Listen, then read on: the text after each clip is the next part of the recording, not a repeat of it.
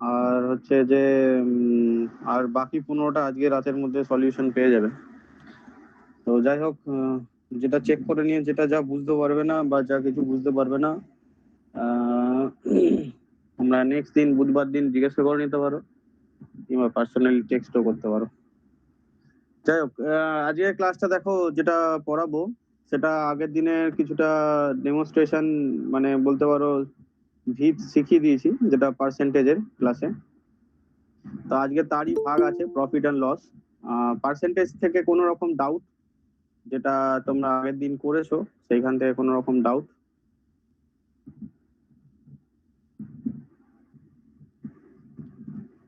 আগের দিনে ক্লাসের কোশ্চেন যেগুলো করতে দেওয়া ছিল তার থেকে কোনো রকম ডাউট? সেরকম কোনো ডাউট হচ্ছে না। যখন 45,000 বা 25,000-এর ওপর যখন বার করতে যাচ্ছি ওটা একটু সময় লাগছে। সময় লাগার কিছু নেই, কারণ কি 20,000 বা 45,000-এর ওপর যখন 10% বা 25% ডিসকাউন্ট হয়, তো সেগুলোতে একটু। আর আমার ওই যে তিনের যে শর্ট গুণটাতে আমার ওই মাঝখানেরটা হচ্ছে, মানে সব মিলে যাচ্ছে, শুধু একটা সংখ্যা সবসময় ভুল হচ্ছে কেন বুঝতে পারছি না। তোমরা যেরকম ভাবে আমি পিকচারে ওইভাবে করেছি, মানে কয়েকটা ঠিকও হয়েছে, আবার কয়েকটা ভুলও হচ্ছে। হয়তো সেটা আমারই গুণের জন্য। তিনটে দেওয়া গুণ একটুখানি বললাম তো যে একটুখানি প্র্যাকটিসের বিষয়, ওটা সবাই ভুলে যায়। আমিও ভুলে যাই মাঝে মাঝে কোনখানে কোনটার সাথে কি কানেকশন আছে। তো জেনারেলি দুটো গুণই তোমাদের বেশিরভাগ পাবে, তিনটে গুণ খুব রেয়ার, বাট শিখে রাখা ভালো, তো সেই জন্যই দেওয়া আছে। আচ্ছা, পার্সেন্টেজের যে সমস্ত হোমওয়ার্ক কোয়েশ্চেন দেওয়া ছিল প্রত্যেকে করেছো? স্যার অনেক কিছু পারিনি। না স্যার, অনেকটা পারিনি। যেমন ফ্রুট সেলারের অঙ্কটা করেছো প্রত্যেকে? ফ্রুট সেলারের অঙ্ক question number 2, percentage previous PDF, আগের দিনের পিডিএফটা খোলো। কোশ্চেন নাম্বার 2 দেখো, ফ্রুট সেলারের একটা অঙ্ক আছে, সেটা তোমরা করেছো?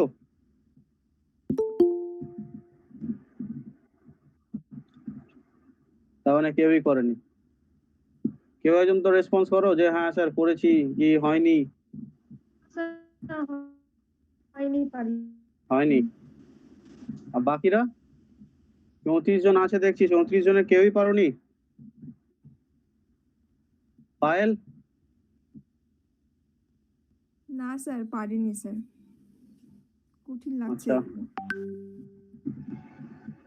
কল্পনা কাকে দেখছি? কল্পনা? না স্যার। ঠিক আছে, চলো। তো কোশ্চেন নাম্বার 2 দিয়ে আজকে স্টার্ট হচ্ছে আজকে ক্লাস। প্রত্যেকে ঠিকঠাক ভাবে দেখবে। ঠিক হয়েছে কি জানি না। হ্যাঁ করেছি স্যার, কিন্তু ঠিক হয়েছে কি জানি না।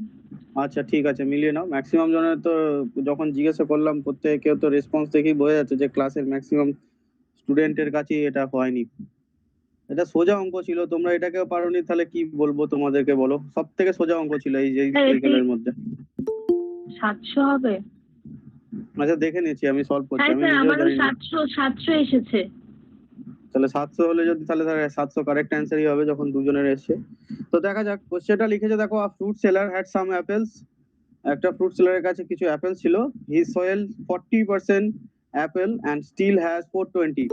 তো যখন কেউ, আমি বলেইছিলাম যে যখন কেউ তার টোটাল অ্যামাউন্ট, অর্থাৎ ধরে নাও তার কাছে 100 অ্যাপেল ছিল, তার মধ্যে সে কতটা বিক্রি করে দিয়েছে? 40%। অর্থাৎ 100%-এর মধ্যে থেকে সে অলরেডি সেল করে দিয়েছে কত পার্সেন্ট? 40%। তাহলে সেল যদি 40% করে দেওয়া থাকে, তার লেফট কত আছে? 60%। এটা আমি বলেছিলাম আগের দিন। তো এই 60%টার কি বলেছে, 60% অ্যাপেল মানে হচ্ছে সেটাই কি 420, 420। যেটাই 60% সেটাই হচ্ছে 420। আমাকে কোশ্চেন করেছে যে অরিজিনাল হি হ্যাড, মানে 100%টা বার করতে বলেছে। 60% যদি 420 হয়, তো 100% বার করতে বলেছে। এর থেকে কিছু ইজি নেই, এটা সব থেকে ইজি অঙ্ক। 40% সেল করে দিয়েছে, 60% পরে আছে, 60%-এর অ্যাকচুয়াল ভ্যালুটা বলে দিয়েছে যেটা 420। তাহলে 1% আমি বলেছিলাম এটা ঐকিক নিয়মের মতো করতে। 1% মানে কত? 420 ডিভাইডেড বাই 60।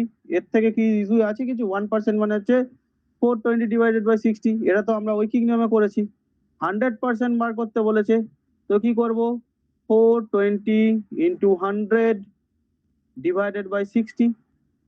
60 সঙ্গে একটা শূন্য কাটা যাবে, 6 7 42 মানে 70। 70 ইন্টু 10 মানে হচ্ছে 700। তো অ্যান্সারটা কি এসে যাবে? 700। প্রত্যেকে আমার বোর্ডের স্ক্রিনটা দেখতে পেয়েছো তো? স্যার 700ই অ্যান্সার হয়েছে। আচ্ছা, ভেরি গুড। আর কার কাছে 700 হয়েছে? পায়েল 700 হয়েছে? হ্যাঁ স্যার পায়েল তো আমাদের মনে হয় হয়েছে দুজনে। পায়েল স্যার মনে হয় আমারও অঙ্কই 500 করে হয়েছে না। স্যার। তাপস, বাহ, 700 তাপসের হয়েছে। 700 হয়েছে। হ্যাঁ হয়েছে স্যার, হয়েছে 700 হয়েছে স্যার, একদম সোজা ছিল অঙ্কটা। সোজা ছিল, তাহলে রেসপন্স করছিল না কেন? স্যার আসলে আমি ছিলাম স্যার, হোয়াটসঅ্যাপে ছিলাম, মানে অঙ্কগুলো দেখছিলাম তাই জন্য। আচ্ছা, ঠিক আছে। তো এটা সব থেকে সোজা অঙ্ক ছিল। এরা আশা করি, আর মুছে দিচ্ছি। প্রত্যেকের হয়ে গেছে তো, না মুছে দেবো না? প্রত্যেকে টুকে নিয়েছো? বা যাদের টোকা হয়নি, যারা পারোনি, মুছে দিচ্ছিলাম। দাঁড়াও একটু লিখে দিই।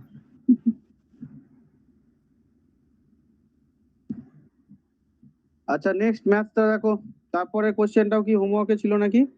3 নম্বর কোশ্চেন লিখেছে যে what percent of A number from 1 to 70 or 1 or have 1 or 9 unit digit. এটা সব থেকে সোজা কোশ্চেন। এটাও বলেছে 1 থেকে 70-এর মধ্যে কতগুলো সংখ্যা রয়েছে যার ইউনিট ডিজিটে 1 আর 9 রয়েছে। এই কোশ্চেনটা কেউ করেছো? কোশ্চেনটা বুঝতে পেরেছো? 1 থেকে 70-এর মধ্যে কতগুলো এমন সংখ্যা রয়েছে যার ইউনিট ডিজিট, সে তারপরে 10th ডিজিট, তারপর 100 ডিজিট। প্রত্যেকে তো জানো, এটা ছোটবেলায় যখন আমরা বাংলায় পড়তাম একক দশক শতক, এই একক দশক শতকটা হচ্ছে তোমার ইউনিট, 10th, 100 এইভাবে কাউন্ট করা হয়। তো নিশ্চয়ই বুঝতে পেরেছো যে বলেছে কি ইউনিট ডিজিটে 1 কিংবা 9 এরকম থাকতে হবে। তো 1 থেকে 70-এর মধ্যে এরকম কতগুলো সংখ্যা রয়েছে? এটা কারো করা সম্ভব হয়েছে? কেউ করেছো? হ্যাঁ স্যার করেছি। স্যার এককের কথা বলছো কি? এককের কথা? এককের ঘরে, হ্যাঁ, এককের ঘরে কতগুলো সংখ্যা রয়েছে এরকম। আচ্ছা। তো আমিও করছি, তোমরা আমার সাথে করো, দেখা যাক কি অ্যান্সার আসে। ঠিক আছে?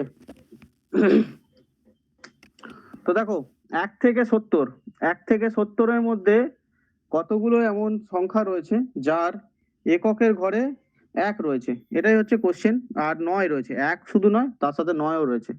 তো প্রথমেই আসবে হচ্ছে 1, যেটা আমরা জানি। তারপর 2 হবে না, 3 হবে না, 4 হবে না, এরকম করতে করতে 9 আসবে। 9 এর পর 11 আসবে, কারণ 11-র ইউনিট ডিজিটে 1। এই ইউনিট ডিজিটটা বলে দিই যারা বুঝতে পারোনি। ইউনিট ডিজিট যখন শুরু হবে তখন ডবল ডিজিটের ক্ষেত্রে হয়, সিঙ্গেল ডিজিটটা তো এমনি ইউনিট ডিজিট থাকে। এই যে আমরা একক বলে জানতাম, সেটাকে ইউনিট ডিজিট বলা হয়ে থাকে, ইংলিশে ইউনিট ডিজিট বলা হয়ে থাকে এককের ঘরে। ঠিক আছে? আর এটা তো দশকের ঘর, এটা যায় ইংলিশে বলে 100। ঠিক আছে? এই সরি, 10th। দশকের ঘর মানে ইংলিশে 10th বলে, আর তারপরে ঘরেরটা হচ্ছে 100, এরকম ভাবে বলা হয় থাকে। তাহলে ইউনিট ডিজিটে 1 অথবা 9 থাকতে হবে। ইউনিট ডিজিট মানে এককের ঘরে 1 অথবা 9 থাকতে হবে। এটা ছিল কোশ্চেন। তো এবার আর কারো বুঝতে অসুবিধা নেই, নিজেরাই বার করতে পারবে। তো 1-এর পর 9, তারপরে 11, 11-র পর 19, 19-এর পর কে আসবে? 19-এর পর আসবে হচ্ছে 21, 21-এর পর কে আসবে? 29, 29-এর পর কে আসবে? তোমার 31, 31-এর পর 39, 39-এর পর আসবে হচ্ছে 41, 41-এর পর আসবে 49, 49-এর পর আসবে 51, 51-র পর আসবে 59, 59-এর পর আসবে 61, 61-র পর আসবে হচ্ছে তোমার 69। ব্যাস, এই অবধি থাকবে। তাহলে 1, 9, 11, 19, 21, 29, 31, 39, 41, 49, 51, 59, 61, 69। তো এই অবধি কারো বুঝতে অসুবিধে? 1 থেকে 70-এর মধ্যে যে কোশ্চেনটা দিয়েছে, এর মধ্যে কোনো বুঝতে কারো অসুবিধা নেই? তাহলে কতগুলো ডিজিট হচ্ছে? 1টা, 2টো, 3টে, 4টে, 5টা, 6টা, 7টা, 8টা, 9টা, 10টা, 11টা, 12টা, 13টা, 14টা। তাহলে 14th, 14 এমন এতগুলো ডিজিট আমরা পাচ্ছি, যেটা হচ্ছে তোমার 1 থেকে 70-এর মধ্যে ইউনিট ডিজিটে 1 আর 9 কে দিচ্ছে। এবার কোশ্চেনটা করেছে যে এই যে 14টা 70-এর কত পার্সেন্ট, মানে 1 থেকে 70-এ যে যতগুলো ডিজিট আছে এই 14টা কত পার্সেন্ট, এটাকে কোশ্চেনে দিয়েছে। তো এটা সব থেকে ইজি, কিভাবে করব দেখে নাও। 14 বলেছি যখন পার্সেন্টেজ বার করব, যেটা মেন ফিগার যার সঙ্গে তুলনা করছে সেটাকে নিচে রাখতে হয়, আর যেটা আমরা রেজাল্ট পেয়েছি সেটাকে উপরে রাখতে হয়, দিয়ে কি করতে হয় 100 দিয়ে গুণ করে দিতে হয়। এই হচ্ছে ব্যাপার। এই করেই তো পার্সেন্টেজ বেরোয়, যেটা অরিজিনাল ভ্যালু পেলাম, রেজাল্ট পেলাম, তার সাথে মেন যে ভ্যালুটা রয়েছে তার সঙ্গে 100-এর মাল্টিপ্লাই করলে আমরা কি পেয়ে যাব, রেজাল্ট পেয়ে যাব, পার্সেন্টেজ রেজাল্ট। তো 14 হচ্ছে 5 14 70, সরি এখানটা কেউ বুঝতে পারবে না, দাঁড়া মুছে দিই। 14 হচ্ছে 5 14 70, তো 5-এর সাথে যদি 100-কে কাটাকাটি করি, অ্যান্সার কি দিয়ে দেবে 20%। তার 20%, শূন্য কেটে করলেও তো হয় স্যার, শূন্য শূন্য কেটে করলে হয় তো। হ্যাঁ 0 0 কেটে করলেও হবে, তোমার যেটা মর্জি। এটা 0 কেটে দিলেও হবে, কোনো অসুবিধা নেই, ঠিক আছে, তাও 20 অ্যান্সার দেবে, একই তো ব্যাপার, যেখান দিয়ে যাবে। তো এই হলো কোশ্চেন। তাহলে 20% হচ্ছে ইউনিট ডিজিট, যেটা 1 থেকে 70-এর মধ্যে যতগুলো ডিজিট আছে, মানে 70টা ডিজিট আছে, তার 20% হবে 1 আর 9 আছে ইউনিট ডিজিটে। আশা করি অঙ্কটা বুঝতে পেরেছো, মুছে দিচ্ছি। নেক্সট অঙ্কটা করতে দেওয়া ছিল মনে হচ্ছে, হ্যাঁ এটা করেই দিয়েছিলাম, তো নেক্সট অঙ্কটা আমি মনে হয় করেই দিয়েছিলাম, ইলেকশনের ইলেকশনের অঙ্কটা বুঝতে পেরেছিলে আগের দিন যারা ছিলে ক্লাসে? হ্যাঁ, ওকে। তারপরে দেখো কোশ্চেন নাম্বার 5 কি বলেছে, in the population of a town from 1,75,000 to increase করে 2,62,000 হয়ে গেছে এক ডিকেডের মধ্যে। ডিকেড মানে কি গো, জানো কেউ ডিকেড মানে? দশক। দশক, ভেরি গুড। 10 বছরে ওই পপুলেশনটা ইনক্রিজ হয়ে গেছে একটা টাউনের। তো বলেছে the average percent increase of the population per year, তাহলে প্রতি বছরে অ্যাভারেজ কি পার্সেন্টেজ এই পপুলেশন ইনক্রিজ হয়েছে, এটা কোশ্চেন দিয়েছে। তাই এটা কেউ করেছো সলভ?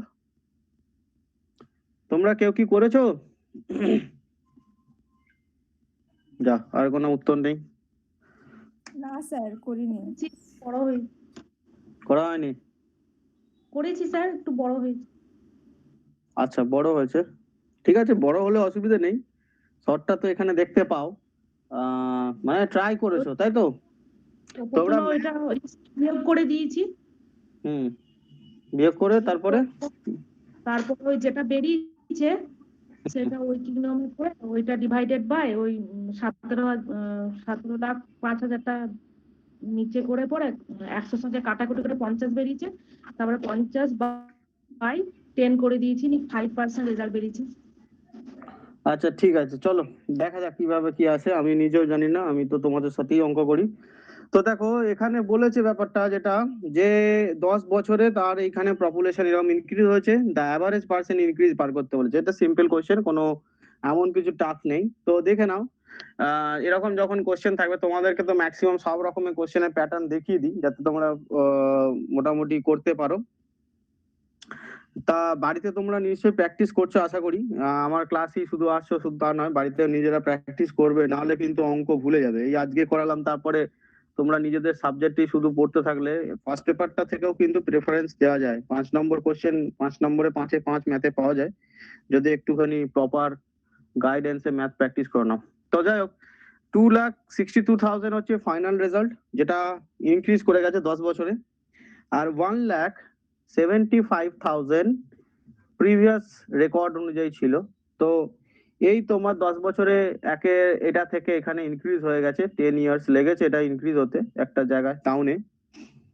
তো এই যে ব্যাপারটা আছে, এটাকে বলেছে পার্সেন্টেজ পপুলেশন কত বেড়েছে, এটা 10 বছরে দিয়ে ভাগ করলেই অ্যান্সারটা পাওয়া যাবে। তো দেখে নিই এখানে অ্যাকচুয়ালি ইনক্রিজটা কতটা হয়েছে আগে। তো এটা 500, এখান থেকে 5-এর থেকে 12, 7 আর 5-এ 12, হাতে 1, 6 7 আর 1-এ 8, 8-এর পর থেকে 16, 8 দিতে 16, 1 আর 1-এ 2, 2 মিলে গেলে 0, তাহলে 87,500 এটা তোমার ইনক্রিজ হয়েছে। 87,500 পপুলেশন ইনক্রিজ হচ্ছে কত বছরে? 10 বছরে। এবার বলেছে the average percent increase of the population per year, the average percent বার করতে বলেছে। তাহলে 87,500 এই যে পপুলেশনটা ইনক্রিজ হয়েছে, এটা কার এগেনস্টে হয়েছে? 1,75,000 এর এগেনস্টে হয়েছে, 1,75,000 এর এগেনস্টে হয়েছে। তো এটা হচ্ছে তার পার্সেন্টেজ বার করতে হবে, 100 গুণ করব। এই হলো ব্যাপার। এখান অবধি সবাই বুঝতে পারছো কেন করছি, কি জন্য করছি? 87,500 হচ্ছে রেজাল্ট, এটা অ্যাকচুয়াল ফিগার ছিল। এর এগেনস্টে আমাকে পার্সেন্টেজ ক্যালকুলেশন করতে হবে, কারণ ইনক্রিজের এগেনস্টে তার পার্সেন্টেজ ক্যালকুলেট করতে পারে না, এটা তো ফাইনাল রেজাল্ট। আমার যেটা অ্যাকচুয়াল রেজাল্ট ছিল তার থেকে যেটা ফাইনাল রেজাল্ট রয়েছে সেটাকে মাইনাস করে যে রেজাল্টটা পেলাম তার সঙ্গে পার্সেন্টেজ ক্যালকুলেশন করতে হবে। তোমরা যেন এটাকে আবার ভাগ ধরে নিও না মাঝখানে, ঠিক আছে? এটা হচ্ছে সেকেন্ড স্টেপ করছি, এটা সেকেন্ড স্টেপ। তো এই ছিল প্রথম স্টেপ। দ্বিতীয় স্টেপে কি করছি, এই যে 87,500 এটার সঙ্গে আমরা পার্সেন্টেজ ক্যালকুলেট করব। তো শূন্য শূন্য ক্যান্সেল করে দিই যেখানে যা শূন্যগুলো আছে। তো ফিগার যেটা দাঁড়িয়ে যাচ্ছে মোটামুটি 175 এর সাথে 875 এর ডিভিশন। তো 5 5 25, 5 7 35, 37 আর 5 3 28, মানে হচ্ছে চলে 5 দিয়ে চলে যাচ্ছে যেটা দেখতে পাচ্ছি। তো অ্যাকচুয়ালি পার্সেন্টেজ বলে যাচ্ছে 50%। তো 50% হচ্ছে 10 বছরের রেজাল্ট। তাহলে 1 ইয়ার রেজাল্ট কি হবে? যদি 10 বছরে 50% ইনক্রিজ হয়, আমাকে অ্যাভারেজ বার করা মানে কি, টোটাল যা আছে তার সাথে টোটাল যে সাম বা টোটাল বেরোলো তার সাথে যে যতগুলো টোটাল বার করলাম সেটাকে ডিভাইড করাটাই আমাদের অ্যাভারেজে বলে। যদি আমার কাছে 10টা 10 টাকা থাকে, তাকে টোটাল করে 10 দিয়ে ভাগ করলে তবেই না অ্যাভারেজ বেরোয়। তো এখানে 10 বছরে 50% ইনক্রিজ হয়েছে, তো এটা আমি জানলাম 10 বছরে বেরিয়েছে। তাহলে 1 ইয়ার ইনক্রিজের রেট কত? 5%। এটাই হলো অ্যান্সার। এটা সবাই বুঝতে পেরেছো? রেসপন্স করো ক্লাসে যে হ্যাঁ স্যার বুঝতে পেরেছি, কি বুঝতে পারিনি। বুঝতে পেরেছি। ঠিক আছে। তো দেখো এই ছিল কোশ্চেন নাম্বার 5। কোশ্চেন নাম্বার 6 কি বলেছে দেখো। এই কোশ্চেন নাম্বার 6 কি তোমরা বাড়িতে করেছো? কোশ্চেন নাম্বার 6 করেছি। আচ্ছা, আর কে কে করেছো? আমি তো কতজনের নাম দেখতে পাচ্ছি যারা হচ্ছে একটুখানি ম্যাথটা নিয়ে চর্চা করছে, বাকি তো সব কোনো অ্যাকচুয়ালি জনের কোনো। আচ্ছা, সে ঠিক না হোক ভুল হোক, চেষ্টা করার কোনো শেষ নেই, চেষ্টা করলেই হবে। চেষ্টা করতে করতে একদিন সফল হয়ে যাবে, ওটা কোনো বড় কথা না, চেষ্টাটাই বড় দরকার। তো দেখো এটা হচ্ছে কোশ্চেন নাম্বার 5 ছিল। প্রত্যেকে বুঝতে পেরেছো? নোট করা হয়ে গেছে প্রত্যেকের? তো এবার আমি এটাকে মুছছি, কোশ্চেন নাম্বার 6 করাবো। কেউ কিছু বলছো? তাপস কি বলছে? তাপস কিছু বলেনি। তাপস অঙ্ক বোঝা যাচ্ছে? হ্যাঁ স্যার। তাপস ওকে। কোশ্চেন নাম্বার 6 দেখো, if 30% of a number is 12.6, বলছে একটা নাম্বারের 30 ভাগ কোনটা কত? 12.6। এটা হচ্ছে 30%, ঠিক আছে? কোশ্চেনটা কি বলেছে তারপরে? বলছে দেন দ্য নাম্বার ইজ, মানে অরিজিনাল নাম্বারটা বার করতে বলেছে। তার মানে বলতে চাইছে যে যদি একটা কোনো নাম্বার থাকে তার 30 ভাগ বেরোচ্ছে 12.6। যেমন তোমরা কোনো দামের ক্ষেত্রে যেরকম হিসাব করো যে 500 টাকার 30% কত? 500 টাকার 30% আমরা কিভাবে সেদিনকে বার করেছিলাম? সোজা হিসাবে করেছিলাম, 500 সাথে একটা শূন্য খাই দিয়েছিলাম, 10% বেরিয়ে গেছিল, দুটো ডট কাটিয়ে দিয়ে 50 বেরিয়েছিল, তার 10% যদি এটা হয়, এটা 3 গুণ করে দিয়ে 150 করেছিলাম। তাহলে 150টা কি? 500 টাকার 30%। এটা তো সবাই জানি, তো এটা সবাই শিখেছিলাম সেদিনকে। কিন্তু এরকমই একই সেম জিনিস দিয়েছে কি, যে একটা নাম্বার, এখানে তো আর টাকার কথা বলেনি, এবার নাম্বারের কথা বলেছে। একটা নাম্বার হচ্ছে যেটা আছে, যার 100% কে বার করতে হবে, তার 30% দেওয়া আছে। তো এখান থেকে কিভাবে আমরা যাব? এখান থেকে 3-4 রকম ভাবে যেতে পারো, তুমি আমার টেকনিকও নিতে পারো, প্লাস তুমি এখানে 100% উইকিং নিয়মেও বার করতে পারো, যেটা তোমার ইচ্ছা। তো আমার টেকনিকে গেলে এটা যদি তোমার 30% হয়, 3 ভাগ করে দেবো, তাহলে 10% বেরিয়ে যাবে, দিয়ে 10 দিয়ে গুণ করে দিলেও সেটাও অ্যান্সার হয়ে যাবে। কিংবা এই যে যেমন 3 ভাগ করে দিলে, 3 4 12, 3 2 যায় 4.2 ইন্টু 10 করে দিলে 100% বেরিয়ে যাবে, 42 অ্যান্সার। কত সহজে হয়ে গেল। আবার যারা পারো না, যারা এখনো সেই টেকনিকটা অ্যাপ্লাই করতে পারোনি, তাহলে ছোটবেলায় ফিরে যাবে। ছোটবেলায় ফিরে গিয়ে 1% বার করবে। 1% বার করলে কি হবে? 12.6 ডিভাইডেড বাই 30, 100% বার করতে গেলে কি হবে? 100 দিয়ে গুণ করে দিতে হবে। এই তো নিয়ম। এর মতো সোজা কিছু আছে? আমি যেটা শর্টে করলাম সেটা এখানে ব্রডলি করলে 4.2 ইন্টু 10 42 অ্যান্সার। এটাও অ্যান্সার 42 দিল। ঠিক আছে? স্যার 42 অ্যান্সারই হয়েছে। আচ্ছা, ভেরি গুড। স্যার 42 এসেছে। তাহলে দু তিন রকম। স্যার যদি 42 নাম্বারটা এসছে কিন্তু ওটা কে আগেকার নম্বর মানে একজন এক্স ধরে করেছে বলছে, কে এক্স ধরে করেছে শুনি একটুখানি। আমি এক্স ধরে করেছি স্যার। আমিও এক্স ধরে করেছিলাম, 42ই এসেছে। এক্স ধরে করাটা কোনো দরকার নেই, ঠিক আছে? এক্স ধরে করলে টাইম নষ্ট হবে, কোনো প্রয়োজন নেই এক্স ধরে করা। যেরকম ভাবে যেটা সব থেকে শর্ট, তোমাদেরকে বারবার বলেছি যে সব থেকে শর্ট টেকনিকটা আগে শিখবে। এক্সামে তোমাকে দেখবে না যে তুমি কিভাবে ম্যাথটা সলভ করবে, এক্সামে তোমার দেখবে তুমি কিভাবে রেজাল্টটা পেলে। এটা হচ্ছে সব থেকে বড় কথা, ঠিক আছে? এখানে তোমার ম্যাথের কতটা নলেজ আছে কি আছে এটা কেউ দেখতে যাবে না, এখানে তোমাকে দেখতে যাবে তুমি কত সহজে একটা রেজাল্টকে বার করে দিয়ে তার সলিউশনটা তুমি এখানে সলভ করেছো। তো এই হলো ব্যাপার। তো এক্স ধরে করার করতেও পারো। হ্যাঁ, কি বলো? কে কি বলছো?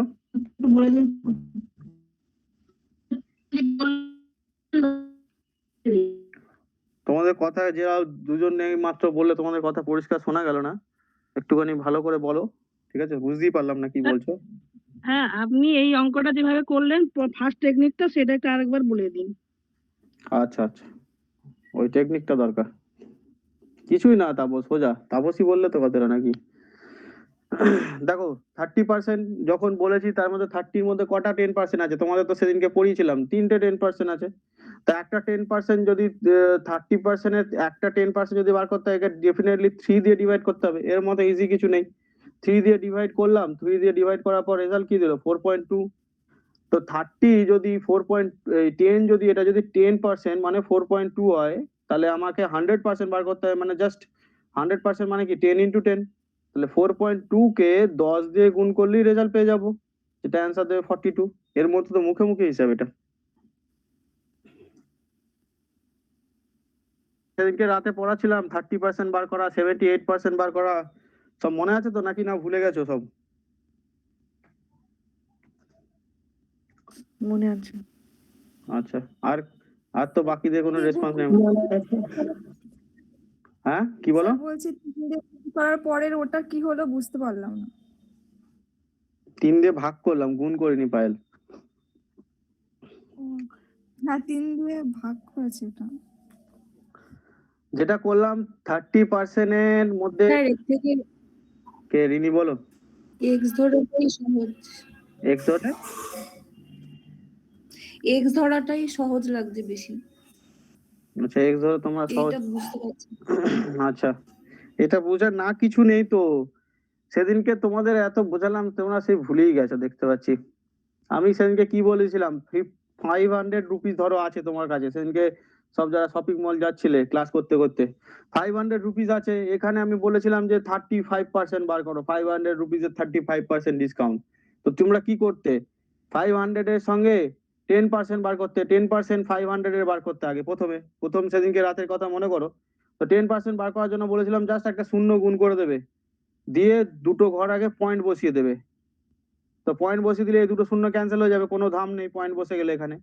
তো 500 এর 10% হচ্ছে 50। তাহলে এর 30% কে আমি দুটো ভাগে ভাগ করেছিলাম, একটা হচ্ছে 30 আর একটা হচ্ছে 5। 30-এর মধ্যে কটা 10 আছে? 3টে 10, 10 প্লাস 10 প্লাস 10, এটা তো সবাই জানি। তাহলে যদি একটা 10% 50 হয়, তাহলে 30 যেতে গেলে 3 দিয়ে ডেফিনেটলি গুণ করতে হবে, এটা তো সোজা হিসেব। 30 দিয়ে গুণ করলে 150 হচ্ছে। এবার বলছে 5% বার করতে, তাহলে 10% যদি 50 হয়, 10% যদি 50 হয়, তাহলে 10% এর অর্ধেক হচ্ছে 5%, এটা তো সবাই জানি। তাহলে 50-এর অর্ধেক কত? 25, 25 যা যোগ করে দেবো, তাহলে 175 হচ্ছে অ্যান্সার। এটা হচ্ছে 500 এর 35%। এই কোশ্চেনটা যদি সেদিনকে সবাই বুঝে গিয়ে থাকে, তাহলে আজকের কোশ্চেনটা না করার কিছু নেই। এখানে বলে দিয়েছে ঘুরিয়ে কথাটা, যে কোনো একটা নাম্বারের 30% হচ্ছে 12.6, এটা বলে দিয়েছে। ওখানে বার করতে হচ্ছিল, এখানে সেটা বলে দিয়েছে। আমাকে অরিজিনালটা বার করতে বলেছে। অরিজিনাল মানেই হচ্ছে তো 100%। যেখানে যখনই কোনো বলবে অরিজিনাল বার করো, শুধু অরিজিনাল কেন, কেউ যদি বলে এর 50% নাম্বারটা বার করো, এটাও সোজা, যাই বলবে তাই করা যাবে, কারণ কি আমি 10% জানি তো। তা 30-র মধ্যে এগেন এখানে কটা 10% আছে, একটা, দুটো, তিনটে, 30-র মধ্যে তিনটে 10% আছে। যদি 12.6 30% হয়, তাহলে 12.6 এর 10% কত? 12.6 এর 10% 3 দিয়ে ভাগ করলেই হবে, যেহেতু তিনটে 10% আছে। এটা তো সবাই বুঝতে পারছি যে 30 ভাগ যদি 12.6 হয়,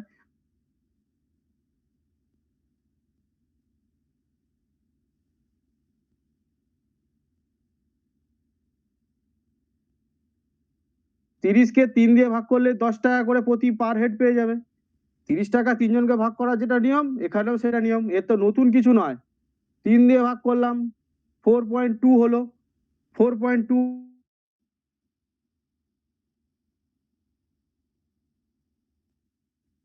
100% মানে কত? 100% মানে হচ্ছে 10 দিয়ে গুণ করব, 42 হবে।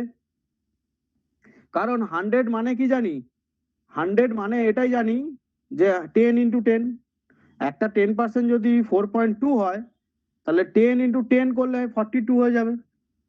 4.2 কে 10 দিয়ে গুণ করলে পয়েন্টটা সরে যাবে, 42 হবে। এ তো নতুন কিছু না, তো সব থেকে সোজা অঙ্ক ছিল এটা। আরো এবার বোঝা গেল কি রিডি কি বলছিল, এক্স দিয়ে সহজ লাগছিল, কোনটা সহজ লাগছে? এটা তো মনে হয় আরো সহজ। হ্যাঁ স্যার, বুঝতে পেরেছি এবার। হুম, এরকম তো প্রথমে তাহলে ক্লাসটা যখন আগের দিন পার্সেন্টেজ ক্যালকুলেট করালাম, সেটা তো তাহলে তোমরা ভালো করে বুঝলে এইসব অঙ্কগুলো তো মুখে মুখে হবে। সেখানে 10% বার করা শেখালাম, 78%, যে যা পার্সেন্টেজ চেয়েছো সবাইকে সব রকম পার্সেন্টেজ বার করা শিখিয়েছি। তো ওখানে নতুন কিছু ছিল না, তো সব থেকে সোজা ভাবে অঙ্কগুলো করেছো তোমরা। তো যাই হোক, এটা ছিল আগের দিনের ক্লাসের কিছু অঙ্ক, যেগুলো তোমাদের সলভ হয়নি বা সলভ ছিল না, সেটাকে সলভ করে দিলাম। এবার ফিরে আসি, আজকে হচ্ছে সবাই আমরা কি হয়ে যাবে, এতদিন আমরা ক্রেতা ছিলাম, ঠিক আছে, আমরা গিয়ে দোকানে কিনছিলাম, সেই জন্য ডিসকাউন্ট ক্যালকুলেট করতে হচ্ছিল, যাতে না দোকানদার ঠকিয়ে দেয়। এবার হচ্ছে আমরা আজকে দোকানদার হয়ে যাব, আমাদের নিজেদের দোকান আছে, আমরা সবাই বিজনেসম্যান, তো আমাদের কি করতে হবে, প্রফিট লস হিসেব করতে হবে, নাহলে আমাদের বিজনেস রান করবে না। তো প্রফিট লসের আজকে ক্লাস আছে। তো যখনই এই সমস্ত প্রফিট লসের অঙ্ক করবে, নিজেকে সেলার হয়ে যেতে হবে, নিজেকে বিক্রেতা হয়ে যেতে হবে, তবেই না তুমি ব্যবসা বুঝতে পারবে। আর আমরা সবাই যারা ব্যবসা করি, তারা কি জানি যে যত টাকা কিনেছি, ধরো কেউ কোনো একটা প্রোডাক্ট 110 টাকায় কিনেছি, 120 টাকায় গিয়ে বেচে দিলাম, তাহলে ক টাকা লাভ করলাম? এখানে 10 টাকা। এটা সবাই বলতে পারবে, মুখে মুখে লাভ করলাম, কিন্তু এখানে যখন পার্সেন্টেজে ক্যালকুলেট করবো, সেটা কত পার্সেন্ট হবে? এটা নিশ্চয়ই 10% হবে না। যাই হোক, এটা কত পার্সেন্ট হবে সেটা বার করতে গেলে কি করতে হবে? 10 টাকা লাভ হয়েছে 110-এতে, 100% গুণ করতে গেলে 100 দিয়ে গুণ করে দিতে হবে। এইভাবে আমাদের অঙ্কগুলো করতে হবে। তো আজকের অঙ্কগুলো এইভাবে শিখবো কিভাবে কি করছি। তো প্রফিট লসের আজকে ক্লাস এগেন। প্রফিট লসে অনেক রুলস এখানে পিডিএফ এ লেখা আছে, তোমরা চাইলে পড়তে পারো। ন্যাচারালি রুলস পড়ার কিছু নেই, আমি যেভাবে টেকনিক দেখাবো সেইভাবে তোমরা বুঝতে পারলেই রুলস দেখবে সেমই লেখা আছে, নতুন কিছু লেখা নেই, আদার্স কোনো কিছু লেখা নেই। তো রুলস একই লেখা আছে, জাস্ট টেকনিক কিছু দেখাচ্ছি। ফার্স্টে বেসিক বুঝে নাও, বেসিক বুঝে নেওয়ার পর ব্যাপারগুলো সহজে ইজি হয়ে যাবে। তো কিছু কিছু টার্মস আছে প্রফিট লসে, সব থেকে ইজি টার্ম গুলো, সেগুলো আগে ইংলিশে বুঝে দিই। যারা এখানে বাংলা মিডিয়ামের স্টুডেন্ট আছো, অনেকে এই ব্যাপারগুলো টার্মস গুলো জানো না, তো প্রত্যেকে আগে টার্মসটা বুঝে নাও। কিছু কিছু টার্মস দেখাচ্ছি, কোন কোন টার্মস কোশ্চেন করতে গিয়ে ফেস করতে পারো। তো প্রথমেই বললাম আমরা হচ্ছে বিক্রেতা। তো আমাদের বিক্রেতা হতে গেলে কোথাও না কোথাও থেকে তো আমাদের ক্রেতা হতে হয়েছে। আমরা তো আর সব প্রোডাক্ট তৈরি করি না, যে চাষি আছে তাকেও সার কিনতে হয়, বীজ কিনতে হয়, সেটাও তার একটা কস্ট পড়ে। যে সে ব্যাগ বিক্রি করে, সেও একটা কোথা থেকে মেটেরিয়াল কিনে এনে, সব মেটেরিয়াল তো সে প্রোডাক্ট করে না। তো যাই কিছু করুক না কেন, তার মধ্যে কি কি ইনক্লুড থাকে?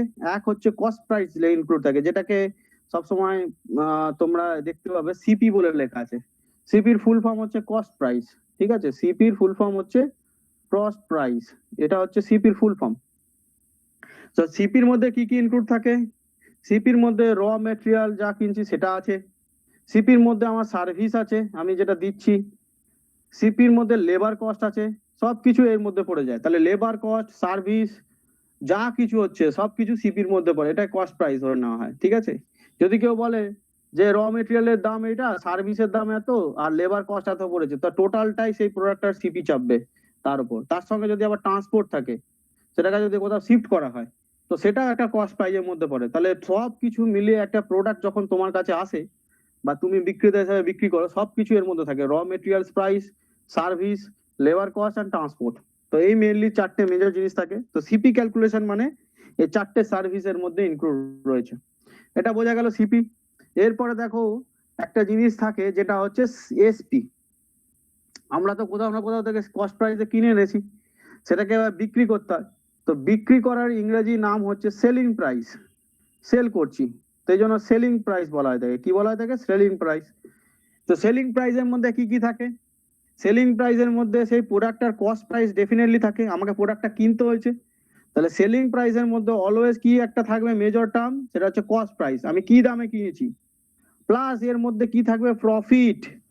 ব্যবসা করতে বসেছি তো আমরা শুধু শুধু ব্যবসাটাই করার জন্য, কাউকে সার্ভিস ফ্রিতে দেওয়ার জন্য তো নয়, আমাকে প্রফিট করতে হবে, নাহলে আমি ব্যবসায়িক প্রতিষ্ঠান চালাবো না, কি করে চালাবো কি করে? তো সিপি তো থাকে। সেলিং প্রাইসের মধ্যে কি কি ইনক্লুড থাকে? এক থাকে সিপি, দেন থাকে হচ্ছে প্রফিট। প্রফিটের সাথে কখনো কখনো কোনো প্রোডাক্টের মেনটেনেন্স কস্ট থাকে, মেনটেনেন্স কস্ট মেনটেন করতে হয়। একটা প্রোডাক্ট কিনলে তাকে ফ্রিজিং করতে হতে পারে, কোনো যদি মাছ কেউ কিনে আনে ফ্রিজ করতে হতে পারে, ডিম কিনে আনলে ফ্রিজ করতে হতে পারে, কেউ কোকের ব্যবসা করে, কোকা কোলা বা পেপসি, তাদেরকে ফ্রিজিং করতে হয়, তো সেটা মেনটেনেন্স কস্ট এসে যায়।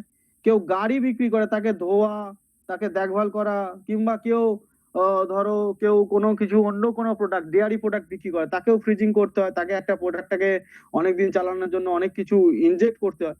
তো সেলিং প্রাইসের মধ্যে cost price, profit and maintenance cost, এই 3-4টে জিনিস থাকে মেজরলি। তার সঙ্গে আরো কেউ কেউ চাইলে জুড়তে পারে, ঠিক আছে? তো এই হলো সেলিং প্রাইসের কনসেপ্ট।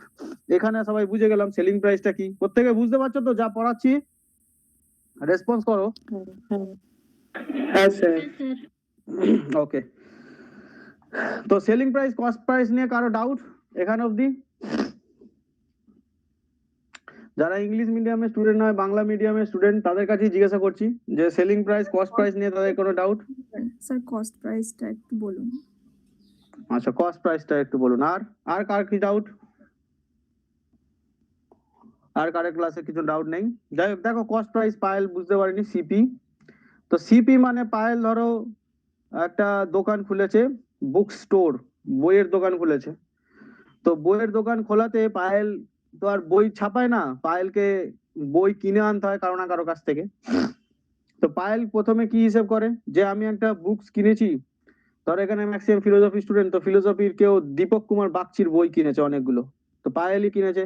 তো দীপক কুমার বাগচির বই কিনতে গিয়ে পায়েলের কাছে কি কি ইনক্লুড হয়েছে? তার মধ্যে পায়েলের কাছে ইনক্লুড হয়েছে দীপক কুমার বাগচির যেটা দাম, বইটার দাম, সেটা একটা ইনক্লুড হয়েছে। প্লাস পায়েল যে বইটা আনতে গেছে একসঙ্গে অতগুলো কপি, তার একটা ট্রান্সপোর্ট খরচা লেগেছে ওর। প্লাস পায়েল যেখান থেকে বইটা কিনেছে এনে আবার তার দোকানে সাজাতে গিয়ে তাকে একটা মেনটেনও করতে হয়েছে, যাতে পোকায় না কাটে, সবকিছু করে। তো তার মধ্যে সিপির মধ্যে কি কি আছে? কস্ট প্রাইস আছে পায়েলের, ট্রান্সপোর্টের খরচা আছে, প্লাস মেনটেনেন্স আছে। তো এটা হচ্ছে পায়েলের কস্ট প্রাইস, একটা বই, দীপক কুমার বাগচি কেনার বই কেনার কস্ট প্রাইস। কিন্তু ধরো দীপক কুমার বাগচি যে বানাচ্ছে বুকসটা, তাকে কি কি খরচা করতে হয়েছে? তাকে পেপার কস্ট দিতে হয়েছে, পেপার, তারপর প্রিন্টের খরচা দিতে হয়েছে, বাইন্ডিং এর খরচা দিতে হয়েছে, তার সঙ্গে আবার কি দিতে হয়েছে? প্রিন্ট, বাইন্ডিং, পেপার কস্ট, তার সঙ্গে লেবার কস্টও দিতে হয়েছে, যে বইটা ছাপাচ্ছে তার উপর লেবার কস্ট আছে। তাহলে কতগুলো খরচা করলো সে? এক হচ্ছে পেপার কস্ট করলো, প্রিন্টিং এ কস্ট করলো, বাইন্ডিং এ খরচা করলো, প্লাস লেবার খরচা করলো। প্লাস যদি আবার পায়েল বলে যে তোমার কাছে বই কিনছি, এত বই কিনি, আমাকে ট্রান্সপোর্টটাও ফ্রি দিতে হবে, তো এটাও তার সিপির মধ্যে পড়ে। তাহলে দীপক কুমার বাগচির বইটা যারা তৈরি করছে তাদের কাছে এই সব জিনিসগুলো কাউন্ট করে দিতে হয়, তাকে সেটা কস্ট প্রাইসে পড়ে যায়, এবং পায়েলকে সেই দামই সেটা বিক্রি করে। যদি পায়েলের 100 কপি নেয়, তো তার মধ্যে যদি প্রত্যেকটা দাম 82 টাকা করে হয়, তাহলে 100 ইন্টু 82, পায়েলকে এটা পেমেন্ট করতে হবে 8,200 টাকা। তাহলে 100 কপি নিলে 82 টাকা যদি কস্ট প্রাইস হয়, 8,200 টাকা দিতে হবে। তো পায়েলের কাছে কস্ট প্রাইসটা একটা অন্য ধরনের কনসেপ্ট, দীপক কুমার বাগচি যেখানে প্রিন্ট হচ্ছে তার কাছে অন্য ধরনের কনসেপ্ট। প্রত্যেকের কাছে সিপিটা ডিফারেন্ট, কিন্তু তার মধ্যে কিছু কিছু ইনক্লুডিং আছে, যেটা যার কাছে ইনক্লুডিং আছে সেটাকে বুঝে নিতে হবে, ঠিক আছে? তো প্রত্যেকের সিপি ক্যালকুলেশন করার জন্য কি কি লাগে সেটা আমরা যারা দৈনিক জীবনে থাকি, তো আমরা সেটা বুঝতে পারি। তো এই হলো ব্যাপার। আশা করি পায়েল বুঝতে পারা গেছে সিপিটা। হ্যাঁ স্যার একদম ঠিক আছে। তো এই হলো সিপির কনসেপ্ট ছিল, এসপির কনসেপ্ট ছিল। এরপরে আশা করি আর একটা কনসেপ্ট সহজেই ধরতে পারবে। কেন ধরতে পারবে সেটা বলে দিই, আগের দিনের ক্লাসে এটা ছিল, সেটা হচ্ছে এমপি। এমপিটা কি? দোকানে গিয়ে দেখবে একটা প্রোডাক্ট আছে, ধরো কেউ বিস্কুট কিনছে, বিগস ফার্মের সুগার ফ্রি, তার দাম এখন মার্কেট প্রাইস হচ্ছে 35। আমি যে দোকান থেকে কিনি আমাকে 32 রুপিসে দেয়। কোত্থেকে দেয়, কিভাবে দেয়? মার্ক প্রাইস মানে হচ্ছে যেটা প্রিন্ট করা আছে, এমআরপি লেখা থাকে, এমআরপি, তার সাথে আরো কিছু লেখা থাকে, ডেট এক্সপায়ারি লেখা থাকে, সবকিছু লেখা থাকে ইনক্লুডিং। তো এমআরপি 35 রুপিস আছে, আমাকে 32 রুপিসে দেয়। তো নিশ্চয়ই সে তার লস করে দেয় না, কিছু তো নিশ্চয়ই প্রফিট করে। তো নিশ্চয়ই কোম্পানি ঘর থেকে তাকে কিছু একটা কস্ট প্রাইসে কিনতে হয়, যার জন্য সে মার্কেট কম্পিটিশনের জন্য 32 রুপিসে দেয়, নাহলে তো এই 35 rupees maximum retail price. MRP full form কি? Maximum retail price. আমাদের ইন্ডিয়াতে এইটার চলন আছে, সব জায়গাতে এমআরপি পাবে না। বিদেশে গেলে ওখানে কোনো এমআরপির কনসেপ্ট নেই, ওখানে যে যার শপিং মলেতে যে যার কস্টিং যেটা পড়ে সেই অনুযায়ী তার এখানে রেট লেখা থাকে। সব জায়গায় এমআরপি থাকে না, তবু কিছু কিছু জায়গায় ডলারেতে কোনো কোনো জায়গায় থাকা যায়, কিন্তু এমআরপি কনসেপ্ট থাকে না। তো এমআরপি হচ্ছে আমাদের ইন্ডিয়ার কনসেপ্ট। 35 রুপিস ধরো কোনো একটা প্রোডাক্টের দাম, তার থেকে 32 রুপিস নিচ্ছে। তো এটা নিশ্চয়ই কিছু ডিসকাউন্ট দিচ্ছে, এই যে আগের দিনের ক্লাসে আমরা করছিলাম ডিসকাউন্ট দিচ্ছে। তো ডিসকাউন্ট হলো, তাহলে এমপি মানে হচ্ছে মার্কড প্রাইস। এটাকে ইংলিশে কি বলে? Marked price. মার্ক করা আছে যে প্রাইসটা, যেটা প্রিন্ট করা আছে, ছাপা আছে। তো মার্ক প্রাইসের ওপর অলওয়েজ ডিসকাউন্ট কনসেপ্টটা আছে, যে মার্ক প্রাইস যেটা থাকবে, যদি বলা থাকে এই প্রোডাক্টের মার্ক প্রাইস আছে, ডেফিনেটলি সেই কোশ্চেনে তুমি ডিসকাউন্ট কথাটা পাবে, যে এত টাকা ডিসকাউন্ট দিয়ে তাকে এত প্রফিট করতে হবে। ধরো এই যে আমাকে 35 রুপিসে প্রিন্ট করা আছে, মার্ক প্রাইস যেটা লেখা আছে 35 রুপিস এমপি, সেখান থেকে সে 32 রুপিস দিচ্ছে, তাহলে ডিসকাউন্ট দিচ্ছে। ডিসকাউন্ট দিয়েও এটা থেকে হয়তো সে 2 টাকা প্রফিট করে, এই প্রোডাক্টটা থেকে 2 টাকা প্রফিট করে। প্রফিটটা কি করে করে? নিশ্চয়ই তাকে সিপি কিনতে হয়েছে 30 টাকায়, 30 টাকায় কিনে 2 টাকা প্রফিট রেখে তবে না সে 32 টাকায় আমাকে দিচ্ছে। আর কোম্পানি তাকে কত মার্ক প্রাইস দিয়ে পাঠিয়েছে? 35, যাতে সে তার ট্রান্সপোর্ট কস্ট যদি বেশি পড়ে যায়, তার সার্ভিস কস্ট যদি বেশি পড়ে যায়, তাহলে 35 টাকা ম্যাক্সিমাম বেচেও সে ভালো প্রফিটটা করতে পারে। সেই জন্য কোম্পানি একটু অ্যাডভান্স দাম লিখে রেখে দেয়। তো কোম্পানির ঘর থেকে যখন কেউ কেনে 30 টাকা কিনছে, 32 টাকা কাস্টমারকে দিচ্ছে, কাস্টমারকে চাইলে 35 টাকাতেও দিতে পারে, কিছু বলার নেই। আইন তো এমআরপি যেহেতু 35 লেখা আছে, কিছু বলার থাকবে না, কারণ 35-এর ওপর নিতে গেলে তুমি তার বিরুদ্ধে অ্যাকশন নিতে পারো। 35 পর্যন্ত সে নিতে পারে, কিন্তু যেহেতু আমি তার কাছে ডেলি কাস্টমার, আমাকে 32 নেয়। তো এই মার্ক প্রাইসের ওপর তাহলে ডিসকাউন্ট কনসেপ্টটা থাকে, সেখানে CP plus selling price plus profit, এই কনসেপ্টগুলো থাকে। তাহলে মার্ক প্রাইসকে বোঝার জন্য কি কি বুঝতে হবে? মার্ক প্রাইসকে বোঝার জন্য কি কি কনসেপ্ট থাকবে একটুখানি দেখে নিই। মার্ক প্রাইস মানে হচ্ছে তার মধ্যে এক হচ্ছে যে সেলার তার সিপি থাকে, সে কত টাকা কিনেছে। যে বায়ার তার কি থাকে, সরি, সেলারেরই সিপি থাকে প্লাস এসপি থাকে।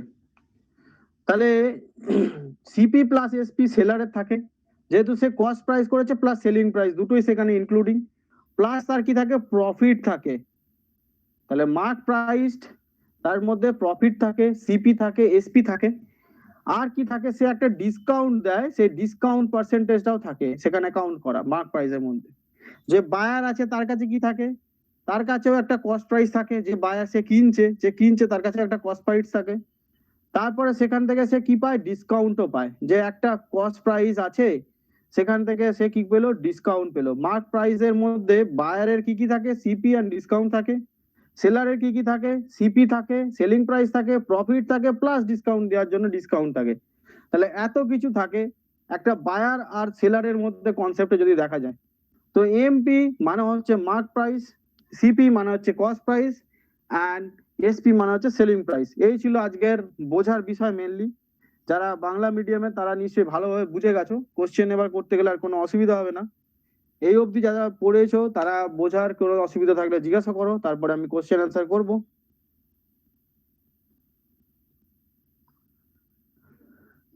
কারো কোনো কোশ্চেন? স্যার এমআরপি ফুল ফর্মটা একটু বলুন। Maximum retail price.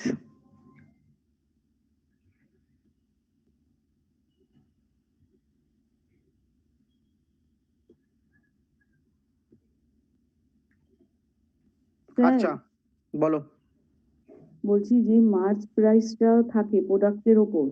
হুম তাহলে আমরা যখন কোনো প্রোডাক্ট কিনি, সে যদি আমাদের ডিসকাউন্ট না দেয়, মানে 35 এর যদি লেখা থাকে, 32 তে যদি না দেয়, তাহলে সেই ডিসকাউন্টটাও তো মানে লাভ তারপর করে নিচ্ছে, হুম অবশ্যই লাভ করে নিচ্ছে, তাই তো? পারে নাও পারে, সেটা তার উপর ডিপেন্ড করছে। তো লাভ করে আচ্ছা, নিচ্ছে। মানে সে যেমন কোম্পানির কাছ থেকেও লাভ করছে, আমাদের কাছ থেকেও লাভ করছে, তাই তো? অবভিয়াসলি কোম্পানি থেকে কিছু লাভ করছে না, কোম্পানি থেকে মানে একটু কম দামে কিনছে, কস্ট প্রাইস সেটা তার, দিয়ে কোম্পানি তাকে বলে দিয়েছে যদি তুমি 30 টাকায় কিনো, চাইলে কাস্টমারকে তুমি 2 টাকা লাভ রেখে 32 টাকায় বেচতে পারো, যাতে কোম্পানির একটু বেনিফিট হয়। কেন কি, যত মার্কেটে অনেক কোম্পানি আছে, বিগ ফার্ম আছে, ব্রিটানিয়া আছে, ব্রিটানিয়া সেই একই প্রোডাক্ট একই ওজনের 32 টাকায় দিচ্ছে, তাহলে ব্রিটানিয়া কোম্পানি যদি 32 টাকা দেয় আর বিগ ফার্মও যদি 32 টাকা দেয়, তাহলে 35 টাকা দেয়, তাহলে কাস্টমার কোনটাতে চলে যাবে? ব্রিটানিয়াও ভালো ব্র্যান্ড, বিগ ফার্মও ভালো ব্র্যান্ড, তাহলে ব্রিটানিয়ার প্রোডাক্টটাই কিনতে থাকবে, তখন বিগ ফার্মের মার্কেটিং ডাউন হয়ে যাবে, সেলিং ডাউন হয়ে যাবে। সেই জন্য কি করে কোম্পানি একটা বলে দেয় যে মিনিমাম তুমি 32 টাকাতে বেচবে, তার উপর বেচবে না। চাইলেও এখানে কেউ ফ্রড করলে সেখানে কোম্পানি কিছু বলা নেই, যেহেতু 35 টাকা সেখানে এমআরপি লেখা আছে। তো যাই হোক, সেটা আলাদা কনসেপ্ট, ব্যাপারটা এরকমই থাকে। স্যার আমাদের এখানে 35 টাকার বেশিও নেয় স্যার, যেরকম থাকে মার্কেট যদি প্রাইস। কেউ নেয়, তুমি বলবে আমাকে আমার স্যার বলেছে যে এটা নেওয়াটা আইনত দণ্ডনীয় অপরাধ, ঠিক আছে, বলে এটা একদম নেওয়া যাবে না, যেটা লেখা আছে সেটাই দেবো আমি, তার বাইরে দেবো না। বলা হয় কিন্তু ওরা শোনে না তো, মানে ভীষণ অনেক জায়গায় এরকম করে স্যার, মানে মার্কেট প্রাইস যেটা সেটার থেকেও বেশি নেয়। হুম হ্যাঁ নেয়, কিন্তু ওটা অ্যাকশন নেওয়া যায়, এটা কোনোদিন উচিত না। তো এখান থেকে এবার আসি, সবাই এসপি সিপি ভালোভাবে বুঝে গেছে, এরপরে আসি প্রফিট বা গেন। প্রফিট গেন আর লস, এটা তো সবাই জানে, লস মানে প্রত্যেকেরই কেউ না কেউ লস করে গেন করে লাইফে, ছোটবেলায় আমরা সব বন্ধুদের মধ্যে লস গেন কত খেলেছি। যাই হোক, দেখো লস আর গেনটা একটু বুঝে নি, গেনের অপোজিটটা তোমরা প্রফিটও বলতে পারো, প্রফিটও বলা যায় এটাকে, আর লস মানে লস, এর কোনো এক্সট্রা অন্য কিছু হয় না, বা ডেফিসিট কোথাও কোথাও লেখা থাকে। তো যাই হোক, গেনটা দেখি, গেনটা কি মানে দাঁড়াচ্ছে, যেটা আমার সেলিং প্রাইস অর্থাৎ এসপি, সেখান থেকে যদি আমি কস্ট প্রাইসকে বাদ দিই, তাহলে কি চলে আসবে? গেন চলে আসবে বা প্রফিট চলে আসবে। ধরো আমি কোন একটা প্রোডাক্ট 12 টাকায় বেচেছি আর আমি ওটা কিনেছি 9 টাকায়, তাহলে আমার গেন কতটা হয়েছে বা প্রফিট কতটা হয়েছে? 3 টাকা। এটা তো সব বাচ্চা ছেলেদের হিসেব, কোনো না বোঝার কিছু নেই। তাহলে গেন হয়ে গেল এটা 3 টাকা। এবার লসটা কিভাবে হিসাব করব? লস, সেরকম প্রোডাক্ট আমি 12 টাকায় কিনেছি, লস হিসেব করার জন্য কি হয়, যখন সেলিং প্রাইস কস্ট প্রাইসের মাইনাস করলে এই অ্যান্সারটা নেগেটিভ দেয়, নেগেটিভ দেবে। সেলিং প্রাইস এখানে আমার 9 টাকা করেছি, কিনেছি প্রোডাক্টটা 12 টাকায়, তাহলে আমি এমন বোকা দোকানদার যে আমি 9 টাকায় প্রোডাক্ট কিনা, 12 টাকায় প্রোডাক্টটা কিনে আনছি, দিচ্ছি 9 টাকায়, তাহলে আমার ডেফিনেটলি লস কতটা হচ্ছে? 9 মাইনাস 12 মাইনাস 3 টাকা, মানে 3 টাকা আমার ঘাটতি হয়ে যাচ্ছে, লস হয়ে যাচ্ছে, সে ব্যবসা বেশি দিন টিকবে না। তো তাহলে লস কি হচ্ছে? এসপি যদি কি হয়, সিপির তুলনায় কম হয়, মানে সিপি বা বেশি বড়, এর এসপি ছোট, 9 rupees SP selling price, cost price তোমার 12, তো মাইনাস হয়ে যাবে। তো এই হলো প্রফিট লসের কনসেপ্ট, এখানে আর কিছু বোঝার নেই। এরপর এটাকে পার্সেন্টেজ ক্যালকুলেশন কিভাবে করতে হয় সেটা পিডিএফ এ লেখা আছে, প্লাস আমি বুঝিয়ে দিচ্ছি যাতে তোমরা এটা সহজে ক্যালকুলেট করতে পারো, ঠিক আছে? তো gain percentage and loss percentage বলে দুটো কথা লেখা আছে পিডিএফ এ, দেখো গেইন পার্সেন্ট আর লস পার্সেন্ট। কি লেখা আছে? যদি গেইন পার্সেন্ট ক্যালকুলেট করতে হয়, তো গেইন পার্সেন্ট ক্যালকুলেট করার জন্য ধরো ওই যে কথাটা বললাম 3 টাকা লাভ হয়েছে, তো 3 তোমার উপরে লিখতে হবে, তার সঙ্গে কস্ট প্রাইস ক টাকা ছিল? 12 টাকা, সেটাকে লিখতে হবে, দিয়ে সরি কস্ট প্রাইস 9 টাকা ছিল, সরি কস্ট প্রাইস ছিল 9 টাকা, সেটাকে লিখতে হবে, দিয়ে 100 দিয়ে মাল্টিপ্লাই করতে হবে। তাহলে 3 টাকা হচ্ছে আমার প্রফিট ছিল, তার সাথে কি করতে হয়েছে? 100 কে মাল্টিপ্লাই করতে হচ্ছে, যেটা লেখা আছে ওখানে 100 মাল্টিপ্লাই করতে হচ্ছে গেন ইনটু 100 মাল্টিপ্লাই মানে 3 ইন্টু 100, আর কস্ট প্রাইস ছিল 9 টাকা। তাহলে গেইন পার্সেন্টেজ বার করা সব থেকে সোজা উপায়, যেটা আমি পেয়েছি, যে পয়সাটা এক্সট্রা পেয়েছি বা প্রফিট যেটা আছে সেটার সাথে যে পয়সায় কিনেছি সিপি উপরে প্রফিট বা গেইন, যে কোনো একটা কথাটা লিখতে পারো গেইন, তার সঙ্গে 100 কে মাল্টিপ্লাই করলেই এটা অ্যান্সার হয়ে যাবে। এরপর লস পার্সেন্টেজ আছে, দেখো লস মানে হচ্ছে যেটা আমার লস হয়েছে। ধরো ওখানে তখন আর মাইনাস ক্যালকুলেশনটা করবো না, ওটা বোঝানোর জন্য করেছিলাম। লস হয়েছে 3 টাকা, কস্ট প্রাইস ছিল তখন আর কি 12 টাকা। 12 টাকা কস্ট প্রাইস ছিল বলেই না আমার এখানে লসটা হয়েছে 3 টাকা। সেটাকেও আমরা কি করব, 100 দিয়ে মাল্টিপ্লাই করে দেবো। এখানে কেউ যেন মাইনাস ধরতে যেও না, বারবার বলছি, ওটা তখন বোঝানোর জন্য করেছিলাম। তোমার অ্যাকচুয়াল যেটা লস হয়েছে সেটি ভ্যালুটা লিখলেই হবে, যে টাকায় সিপি কিনেছো সেটা লিখতে হবে, সঙ্গে মাল্টিপ্লাই 100 করে দিতে হবে। তাহলে গেইন অ্যান্ড লস পার্সেন্টেজ তখন আমরা সুন্দরভাবে পেয়ে যাব। ঠিক আছে? স্যার গেইন পার্সেন্টেজটা আরেকবার বলে দিন। গেইন পার্সেন্টেজটা একবার বলে দেবো। দেখবে কোশ্চেনে তখন উদাহরণ দিয়েছিলাম যে 12 টাকার সেলিং করে 9 টাকায় কেনা প্রোডাক্ট, 9 টাকায় কোনো একটা প্রোডাক্ট কিনেছি, সেটা আমার কস্ট প্রাইস, 12 টাকায় বিক্রি করেছি, তো আমার 3 টাকা প্রফিট হয়েছে। তারপরে 3 টাকা কি গেইন পার্সেন্ট, আর 9 টাকাটা কি কস্ট প্রাইস। তাহলে যখন উপরে গেইন পার্সেন্টেজ বা প্রফিটটা লিখবো, তার নিচে আমাকে কি লিখতে হবে, কস্ট প্রাইসটা লিখতে হবে, তার সঙ্গে 100 মাল্টিপ্লাই করতে হবে। এটা করতে হবে জেনারেলি গেইন পার্সেন্টেজ বার করার জন্য। লস পার্সেন্টেজ বার করার জন্য কি, যে টাকাটা লস হয়েছে সেটা লিখতে হবে, এগেইন কস্ট প্রাইসের উপর ক্যালকুলেট করতে হবে, কারণ কস্ট প্রাইসটার উপরেই সবসময় ক্যালকুলেশন করতে হবে, ডিভাইডেড বাই 100, 3/12 ইন্টু 100, মানে এখানে লস, এটা লস আর এটা CP, loss by CP into 100 করলেই আমার লস পার্সেন্টেজ বেরিয়ে যাবে। গেইন অ্যান্ড লস পার্সেন্টেজ এইভাবে ক্যালকুলেট করা যায়।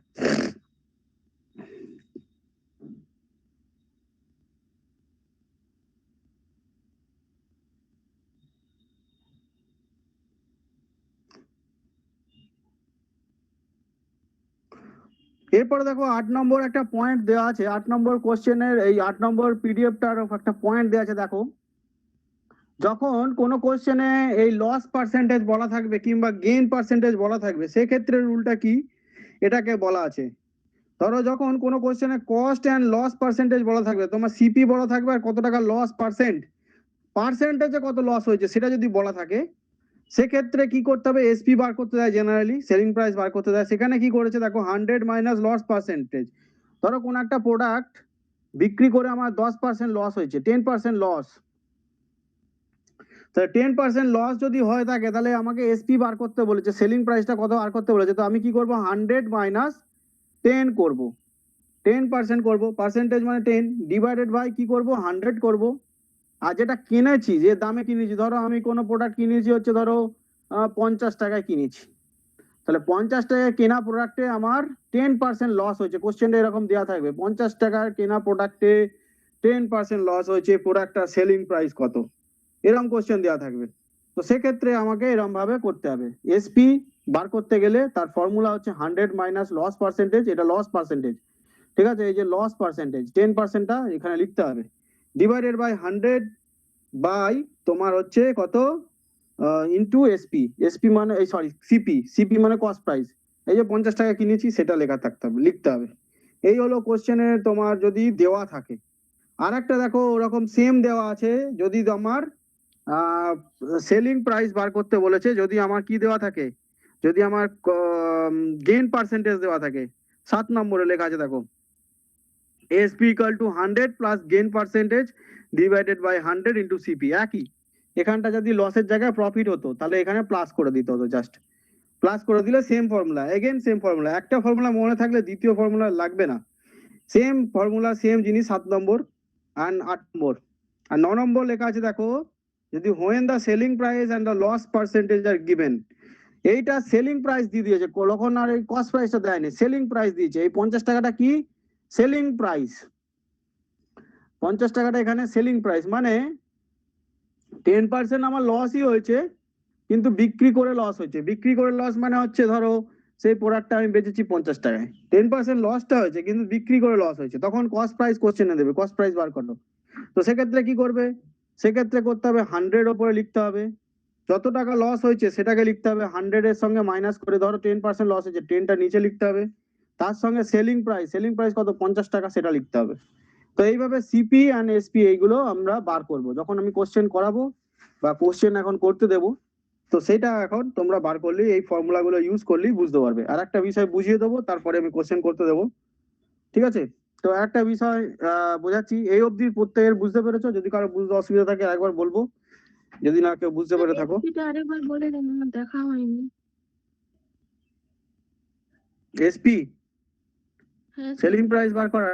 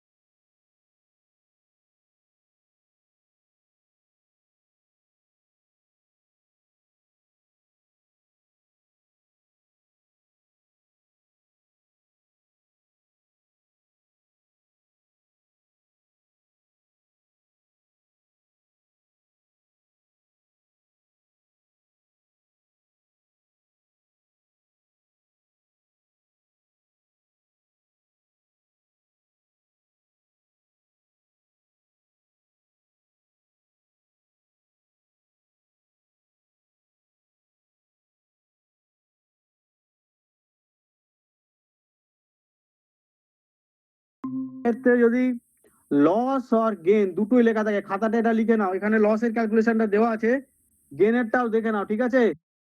গেনের পার্সেন্টেজটাও লিখে নাও খাতাতে। লসটা দেওয়া আছে 9 নম্বরে, লসটা দেওয়া আছে সিপি বার করার ক্ষেত্রে, গেনের পার্সেন্টেজটা লেখা নেই, নতুন কিছু না, জাস্ট যোগ করা, যোগ আর বিয়োগের খেলা, আর কিছু নয়। তো লস পার্সেন্টেজে কি লেখা আছে দেখো, বলে দিয়েছে যদি সেলিং প্রাইস আর লস পার্সেন্টেজ দেওয়া থাকে বা গেন পার্সেন্টেজ দেওয়া থাকে, তাহলে সিপি বার করার ক্ষেত্রে আমার কাছে কি কি থাকবে? এসপি থাকবে, এই যে এই দুটো জিনিস থাকবে, এসপি থাকবে আর লস আর গেন পার্সেন্টেজ থাকবে। এসপি ধরো বলে দিয়েছে 50 টাকা, লস বলে দিয়েছে হয় 10%, নয় গেন বলে দিয়েছে 10%। তো সেক্ষেত্রে সিপি বার করার ক্ষেত্রে রুলটা কি সেটা দেখে নাও। যদি সিপি বার করতে দেয় তাহলে কি করতে হবে? 100 দিয়ে প্রথমে উপরে ভাগ করে দেব, নিচে কি করব? 100 যদি লস হয় মাইনাস করব, আর যদি গেন হয় 100 প্লাস করব, যেটা গেন হবে। এই জায়গাটা নোট করে নাও, যদি গেন হয় তাহলে প্লাস করতে হবে, আর যদি লস হয় তাহলে কি করতে হবে? মাইনাস করতে হবে। এইটা গেনটা, লসটা লেখা আছে, গেনটা লেখা নেই। সঙ্গে কি করতে হবে? এসপি করতে হবে, এসপি মানে যেটা 50 টাকা, এটা করতে হবে। তাহলে এই জায়গাটা খাতায় তুলে নাও।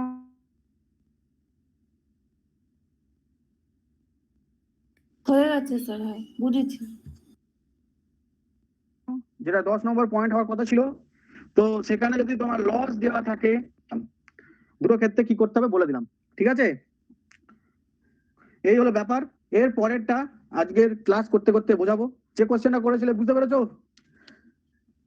পেরেছো? হ্যাঁ স্যার। ওকে, আচ্ছা, এরপরে প্রত্যেককে একটা কোশ্চেন করছি, তোমরা দেখি কিরকম বুদ্ধিমান। ধরো তুমি শপিং মলে গেছো, এই যে পুজো শপিং করতে, শপিং মলে কিরকম চালাক কাস্টমার, মানে চালাক সেলার, দেখো লিখে দিয়েছে কোন একটা জামার ওপর তুমি 10% ডিসকাউন্ট পাবে প্লাস 5% ডিসকাউন্ট পাবে, ডিসকাউন্টটা আলাদা আলাদা ভাবে লিখেছে। তাহলে অ্যাকচুয়ালি তুমি কত টাকা ডিসকাউন্ট পাবে, মানে কত পার্সেন্ট ডিসকাউন্ট পাবে বলো তো দেখি, তোমাদের কেমন বুদ্ধি। 50% ডিসকাউন্ট। 100 টাকায় 15 টাকা। 15 টাকা, আচ্ছা। আর আর কার কি আনসার আছে দেখি, তাহলে তো স্যার ব্যক্তিগত- ডিসকাউন্ট 700 টাকায় যেটা ফার্স্টে 10% বার করে নেব সেই পুরো টোটাল প্রাইসের আবার 5% হবে।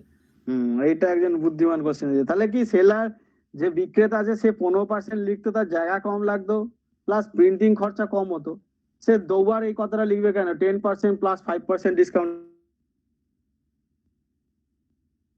দেবো? এটা একটা লোভনীয় ব্যাপার, লোক দেখবে বাবা ডবল ডিসকাউন্ট, তো দেখে আসবে, অ্যাট্রাকশন হবে। সে তো 15% ডিরেক্ট লিখে দিতে পারতো, 15% ডিরেক্ট লিখে দিতে পারতো, তার কোনো 10% প্লাস পার্সেন্ট কিছু লেখার দরকার ছিল ডিসকাউন্টে? তো এটা অ্যাকচুয়ালি একটা ট্রিক্স আছে, কি ট্রিক্স আছে সেটা পড়াবো, এখন বুঝতে পারবে। তো যেই একজন বললো যে কোনো একটা প্রোডাক্টের 10% বার করবো, এগেন সেই প্রোডাক্টের যে 10% গুলো তার উপর 5% ডিসকাউন্ট করবো, সেটাকে ডাবল ডিসকাউন্ট বলে থাকি, কখনো কখনো সাকসেসিভ ডিসকাউন্ট বলে থাকে। কথাটা শুনে নাও, সাকসেসিভ ডিসকাউন্ট বলে থাকে। অ্যাকচুয়ালি কোশ্চেন এটা সাকসেসিভ ডিসকাউন্ট কনসেপ্টে আসে। তো দুটো জিনিস ব্যাপার আছে এখানে, 15% কিন্তু ডিসকাউন্টটা বেরোবে না, যখন ক্যালকুলেশনে দেখাবো না তখন 15% কম বেরোবে, ঠিক আছে? কি করে বেরোচ্ছে, কেন বেরোচ্ছে, সেটা ফর্মুলাতে দেখলেই বুঝতে পারবে। কিন্তু যদি কোথাও এরকম লেখা থাকে 10% প্লাস 5%, দুটো বোথ ডিসকাউন্ট একই প্রোডাক্টের উপর, সে 15% ডেফিনেটলি লেখেনি, এরকম আলাদা আলাদা ভাবে লিখেছে, তখন কোনোদিনই ভেবো না তোমাকে 15% ডিসকাউন্ট দিচ্ছে, 15% কম দিচ্ছে, ঠিক আছে? কিভাবে দিচ্ছে, কেন দিচ্ছে দেখে নি, ঠিক আছে? তো দেখো, যখন কোনো এরকম সাইনবোর্ড দেখা থাকবে যেখানে 10% প্লাস 5% একটা প্রোডাক্টের উপর লেখা থাকবে, সেটাকে সাকসেসিভ ডিসকাউন্ট বলে। সাকসেসিভ ডিসকাউন্টের ফর্মুলাটা হচ্ছে এরকম, এইখানে যেটা ডিসকাউন্ট দিচ্ছে সেটাকে মাইনাস ধরতে হয়, ডিসকাউন্ট মানে ছাড়, তো মাইনাস ধরতে হয়। 10% দিয়েছে তাই জন্য 10% মাইনাস, এগেইন 5% দিয়েছে 5% মাইনাস। তো 5% 10% মাইনাস করার পর এখানে একটা লাইন টানবে, ঠিক আছে? লাইন টেনে এই -10 গুণ -5 করবে। এটা হচ্ছে কেন করছি পরে বলছি। -10 গুণ -5 করবে, এই দুটোর গুণফলের রেজাল্ট কিন্তু এখানে প্লাস দেবে, প্লাস। যেহেতু মাইনাস মাইনাসে কি হয়, ফর্মুলা কি পড়েছি আমরা, মাইনাস মাইনাসে কি হয়, প্লাস রেজাল্ট দেয়, ভ্যালুটা কি দেয়, প্লাস। মাইনাসে প্লাসে কি দেয়, মাইনাস রেজাল্ট দেয়। মাইনাস। প্লাসে মাইনাসে কি দেয়, আবার এগেন মাইনাস দেয়। আর প্লাসে প্লাসে কি দেয়, প্লাস দেয়। যারা ভুলে গেছো তারা লিখে নাও, গুণের ক্ষেত্রে মাইনাসে মাইনাসে প্লাস হয়, মাইনাসে প্লাসে মাইনাস হয়, প্লাসে মাইনাসে মাইনাস হয়, প্লাসে প্লাসে প্লাস হয়। এটা যারা ভুলে গেছে তারা লিখে নাও। তো এখানে যেহেতু দুটো মাইনাস আছে, তো তাহলে আমরা কি করছি, প্লাস করছি নিচেরটা, ঠিক আছে? এখানে প্লাস হবে, আর এখানে 100 দিয়ে ভাগ করতে হবে। এটা কেন করলাম দেখে নাও। এটা এই কারণে করলাম, যখন কোনো সাকসেসিভ ডিসকাউন্ট আসে সেখানে একটা প্রোডাক্টের উপর এইটা একটা আবার ডিসকাউন্ট। তো ধরো একটা প্রোডাক্ট কিনেছি 100 টাকায়, তার উপর ডিসকাউন্ট দিচ্ছে 10% করি যদি, তাহলে কত টাকা হবে, 90 টাকা। 10% ডিসকাউন্ট মানে একটা প্রোডাক্টের উপর 90 টাকা হয়ে গেল। 100 টাকায় 10 টাকা ছাড়, মানে এই 100 টাকার উপর 10% ডিসকাউন্ট মানে 10 টাকা ছাড়, তার মানে রেজাল্টটা কি দিচ্ছে, 90 টাকা। কিন্তু এই টোটাল জিনিসটা যদি 15 টাকা ছাড় দিত তাহলে 85 টাকা দাম দাঁড়াতো। ভালো করে দেখো, 85 টাকা দাম দাঁড়াতো যদি 15% ছাড় দিত, তাই তো? 85 টাকা দাম দাঁড়াতো। কিন্তু যখন আমি এটাকে 5% ক্যালকুলেট করছি, দেখো 5% 90 টাকার উপর ক্যালকুলেট করছি, তখন 4.5 টাকা ছাড় পাচ্ছি, 5 টাকা নয়, 4.5 টাকা ছাড় পাচ্ছি। 90 টাকা থেকে 4.5 টাকা, কারণ 5% যদি আমি 90 টাকার বার করি, তোমরা যদি এই ডিসকাউন্টের ক্লাসটা করেছো আমার, ওইখানে দেখবে 5% যদি 90 টাকা বার করতে বলে তাহলে কত হয়, 5% যদি 10% যদি 90 টাকা বার করতে বলে, তাহলে কি করতে তোমরা, 90 টাকার উপর একটা শূন্য চাপিয়ে দিতে। 4.5 হ্যাঁ, 90 টাকা আবার শূন্য চাপিয়ে দিতে, তাহলে 10% হলো 90 টাকার কি, 9 টাকা, এই দুটো শূন্য চলে যাবে, 9 টাকা। 5% মানে কি 4.5। তাহলে যেটা আদতে দেখাচ্ছে 15%, মানে 15 টাকা ছাড় হতো, সেটা গিয়ে 50 পয়সা কমে যাচ্ছে। তার মানে তোমার দাঁড়িয়ে যাচ্ছে 86 টাকা, সরি, হ্যাঁ 85 টাকা 50 পয়সা আমাকে সে দামটা দিতে হবে। 85 টাকা দিলে হবে না, 85 টাকা 50 পয়সা দিতে হচ্ছে। 90 টাকা 4.5 টাকা ছাড় মানে 85 টাকা 50 পয়সা। তাহলে বুঝতে পারছো যে এখান থেকে কিরকম ভাবে সেখানে 5.5% এর, যদিও মাইনর ফ্র্যাকশন, কিন্তু 0.5% বাদ হয়ে যাচ্ছে, সেই জিনিসটাকে বার করার জন্য এখানে এই ফর্মুলাটা করা হয়েছে। দেখো এখানে 10 বার করলে 0.5 বেরিয়ে যাবে, আর এখানে 15 যোগ করো, মাইনাস মাইনাসে যোগ করলে 15, আর এখানে 0.5 বেরোবে। এখানে যদি ক্যালকুলেশন করো 50/100 যদি করো, এই ক্যালকুলেশনে কি দাঁড়াবে, হাফ দাঁড়াবে। হাফ হাফ মানেই কত, 0.5, তাহলে -15 মাইনাস প্লাস 0.5, তাহলে 15 টাকা ডিসকাউন্ট, তার সঙ্গে 0.5 যোগ, তাহলে 15 টাকা যদি মাইনাসে থাকে, লসে থাকে, তার সঙ্গে 0.5 লাভ হয়েছে, তার মানে কত টাকা অ্যাকচুয়ালি আমার লস হয়েছে বা ডিসকাউন্ট দিয়েছে, সেটা কি 14.5, তাহলে 14.5% আমি ছাড় পাবো অ্যাকচুয়ালি। ঠিক আছে, বোঝা গেল সাকসেসিভ ডিসকাউন্ট। তো কোথাও এরকম দোকানে গিয়ে যদি দেখো 10%, 5% ছাড় দিয়েছে, লিখে রেখেছে, সে তোমাকে উল্লু বানিয়েছে, আর কিছু না।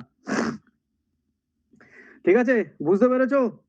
স্যার লাস্টের দিকে আরেকবার বলছি। হ্যাঁ স্যার। কে বলছো লাস্টের দিকেরটা? ঋতুশ্রী বলছি। লাস্টের দিকেরটা কি বুঝতে পারোনি? এটাতে মাইনাস হলো, মাইনাস লস, তো এই যে 10 আর 5 যোগ করলে -15, আর এখান থেকে দেখো প্লাসে 0.5 বেরিয়েছে। তোমার কাছে তুমি কাউকে 15 টাকা ধার দিয়েছো, পাওনি, সে এসে তোমাকে 50 পয়সা ফেরত দিয়েছে, তার মানে কি তোমার তার কাছে আরো কত টাকা ধার থাকলো, 14 টাকা 50 পয়সা ধার থেকে গেল। সেই ব্যাপারটাই তো এটা। হ্যাঁ স্যার বুঝতে পেরেছি, আসলে দেখতে পাচ্ছিলাম না তো। ঠিক আছে ঠিক আছে। হ্যাঁ, যখনই কোনো কিছু করবে সবসময় নিজেকে 10-এর সঙ্গে 5 গুণ করলে তো 50 হয় স্যার, 150 কি করে হয়ে গেল এখানে? এরে এই মেয়েটা একটু চোখে কম দেখে, এটা কাটাকাটিতে 1 হয়েছে রে বাবা, 150 হয়নি। স্যার 0.5 কি করে আসলো তাহলে উপরে? তোমার কাছে ধরো 1 টাকা আছে, 1 টাকাকে 2 ভাগ করলে ক টাকা হয়? 1 টাকা 2 ভাগ কত বলো? 50 দুটো ভাগ পয়সা। করলে, তাতে এখানে উপরে 1 আছে, তার নিচে 2 আছে, হাফ, যেটা বলে হাফ। এটাকে ধরো 1। হ্যাঁ বুঝেছি স্যার, বুঝেছি। হ্যাঁ, তো না বোঝার কি আছে? তো গেইন পার্সেন্টেজ আশা করি বুঝতে পেরেছো। এই ছিল আজকের সাকসেসিভ ডিসকাউন্ট। এবার থেকে শপিং মলে গেলে একটু নজর রাখবে, এরকম ভাবে ঠকে যেও না। তো 14.5% হচ্ছে সাকসেসিভ ডিসকাউন্ট। এটা অনেক জায়গায় কোয়েশ্চেন আসে, আমিও অনেক জায়গায় ইউজেসে দেখাবো, প্লাস হোমওয়ার্ক যখন দেবো তখন ইউজ করতে পারবে। তো যাই হোক, আজকের কোশ্চেনে চলে যায়। আজকের পিডিএফটা খোলো, আর এই পিডিএফে একটা কোশ্চেন দেওয়া আছে, পারলে নিজেরা করো, না তো নেক্সট দিন আমি দেখাবো। এটা তোমাদেরকে এতক্ষণ যে পড়ালাম, তার জন্য এটাকে তোমাদের কি করতে হবে, শাস্তি বলতে পারো, যে এতক্ষণ বোঝার জন্য এটাকে নিজেকে করতে হবে। আমি এটা যে করে দেবো না, আমি সেকেন্ড পেজের পিডিএফ এ কিছু অঙ্ক করে দেবো।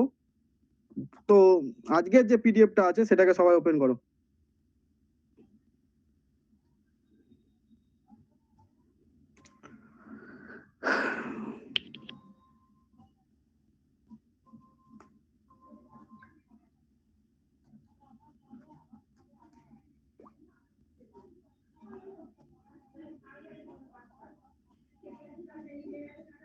এক সেকেন্ড ধরো, আমার একটু টেকনিক্যাল সমস্যা হয়েছে।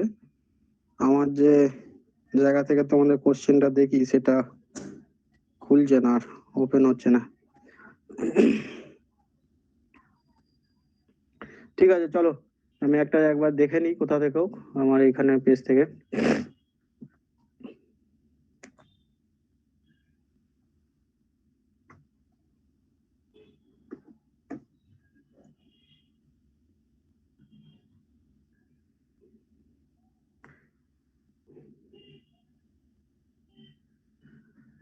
দেখো ফার্স্ট কোশ্চেন কি বলেছে, আজকের ফার্স্ট কোশ্চেন।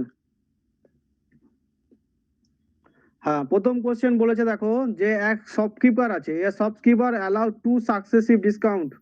এই জাস্ট পড়লাম তোমাদের সাকসেসিভ ডিসকাউন্ট 15% এন্ড 10%, মানে আদতে এটা কত পার্সেন্ট? 15%, 10% করে ভালো, তোমাদের প্র্যাকটিস হয়ে যাবে। 15%, 10% দুজনের সাকসেসিভ ডিসকাউন্ট দিয়েছে, আদতে এটা কিন্তু 25% নয়। ঠিক আছে, এটা কত পার্সেন্ট বার করো দেখি, কোশ্চেনের অ্যান্সারটা করো, সলভ করো, তারপরে এই কোশ্চেনটা অন্যভাবে দেখাবো। এই কোশ্চেনটা করো, 15%, 10% এর সাকসেসিভ ডিসকাউন্ট রেট বার করে বলো আমাকে।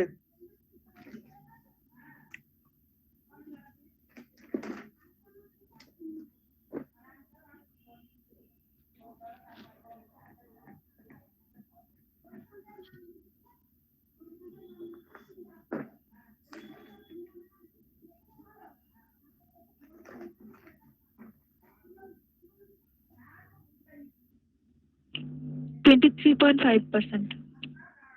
বাহ, একজন রেট বলেছে, বাকিরা করো দেখি। বাকিরা যেন ওর কথা শুনে বলে দাও, নিজে যদি এরকম করো তাহলে নিজেরই সমস্যা হবে, বুঝতে না পারলে করিয়ে হ্যাঁ দেওয়া স্যার, হবে। 23.5%ই বেরোচ্ছে, কিন্তু আমি আচ্ছা। ওরকম ভাবে বার করছি না আপনি যেমন ভাবে বলছেন। তাহলে তুমি কিভাবে করছো? স্যার আমি প্রথমে হচ্ছে 100% এর 15% কত সেটা বার করছি, তার 85 এর 10% ওটা বার করছি, 76.5%। এবার 76.5টা মাইনাস করে দিচ্ছি, 100 এর থেকে 76.5টা মাইনাস করে দিচ্ছি। দেবাশিস, তুমি কি আমার রুলসটা ফর্মুলাটা বুঝতে পারোনি নাকি? এত ঘুরে যাওয়ার কি আছে? না, আপনি বলার আগে আমি ওরকম ভাবেই করেছিলাম, তা দেখি প্রথমে আচ্ছা। ঠিকই বলছি তা। ঠিক আছে, শর্টের ট্রিক্সটা শেখো। শর্টের ট্রিক্স থেকে তো ভয় পেও না, এটা কিন্তু ভুল করছো, ঠিক আছে? অতটা মনে রাখার কিছু নেই, আমি তো ইজিলি দেখাচ্ছি, এই যে দেখাবো, বুঝে নাও, ঠিক আছে? ওরম ভাবেও করতে পারো, কোনো অসুবিধা নেই। ও দেবাশিস যেভাবে বলেছে সেভাবেও সবাই করতে পারো, আমি তো ওইভাবেও দেখিয়েছি, প্লাস শর্ট ট্রিক্সটাও দেখিয়েছি। তো আর বাকিদের সব কি রেজাল্ট বেরিয়েছে? একটু রেসপন্স করো।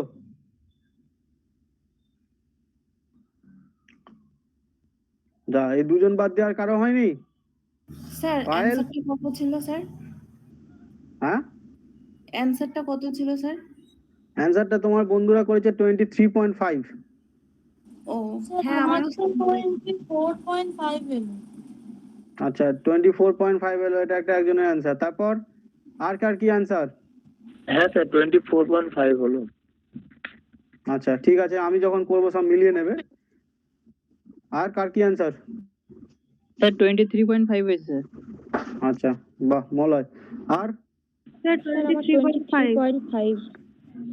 ঠিক আছে, স্যার 23.5 এসছে। ঠিক আছে। পায়েলের কি খবর? পায়েল কোথায় হারিয়ে হ্যাঁ যাচ্ছে? স্যার, 23.5। পায়েল কোথায় হারিয়ে যাচ্ছে? পায়েল? হ্যাঁ, মৌমিতা, ঠিক আছে।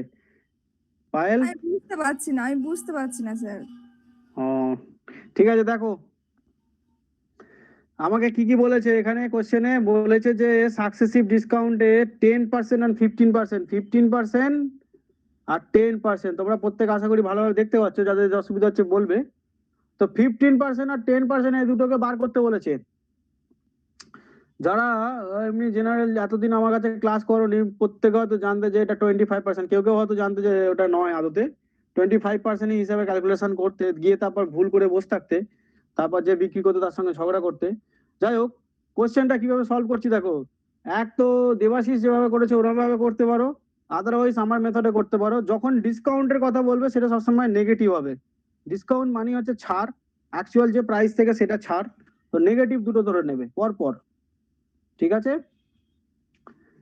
ডিসকাউন্ট মানে হচ্ছে নেগেটিভ, কিংবা যদি এটা লস থাকতো, সাকসেসিভ লস, সেক্ষেত্রেও নেগেটিভ। আর যদি প্রফিট হতো তাহলে এই প্লাস গুলো, এইগুলো প্লাস হয়ে যেত। যদি প্রফিট হতো এগুলো প্লাস হয়ে যেত, সাকসেসিভ প্রফিট যদি হতো। তো যাই হোক, সেটা ব্যাপার নয়, এখানে ডিসকাউন্টের কথা বলেছে, তো সেই জন্য এগুলো কি হবে, নেগেটিভ। এবার নেগেটিভ করে তারপরে আমি একটা জায়গায় দেখালাম যে এটা আদতে সেই জন্য নয়, তার জন্য একটা ট্রিক্স করলাম। সেটাকে কি করলাম, 15 আর 10 গুণ করলাম। এরা কিন্তু নেগেটিভই গুণটা করছি, ওই জন্য মাইনাস আর মাইনাসে গুণ করে প্লাস হয়েছে, তো সেই জন্য এখানে প্লাস লিখে দিচ্ছি। আর এখানে যেহেতু প্লাস লিখছি সেই জন্য এই মাইনাস গুলোকে সরিয়ে দিচ্ছি। এটা তো আগের অঙ্কটাই দেখলে। পায়েল, এখানটা বুঝতে পারছো পায়েল? হ্যাঁ স্যার, এখানে বুঝেছি। তো 15 আর 10কে গুণ করে এখানে 100 দিয়ে ডিভাইড করার, এটাই আমার রুল ছিল। দেবাশিস দেখে নাও, তো 100 দিয়ে গুণ করার এটা রুল ছিল। তো এখানে 25 মাইনাস 15 আর মাইনাস 10কে গুণ যোগ করলে কি হয়, 25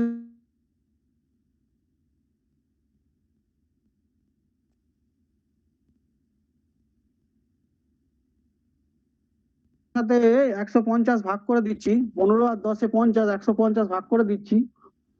তো এই যে জায়গাটা আসছে, এখানে কি জায়গাটা দাঁড়িয়ে যাচ্ছে, 15/10, 5 3 15, 5 2 10, 3/2।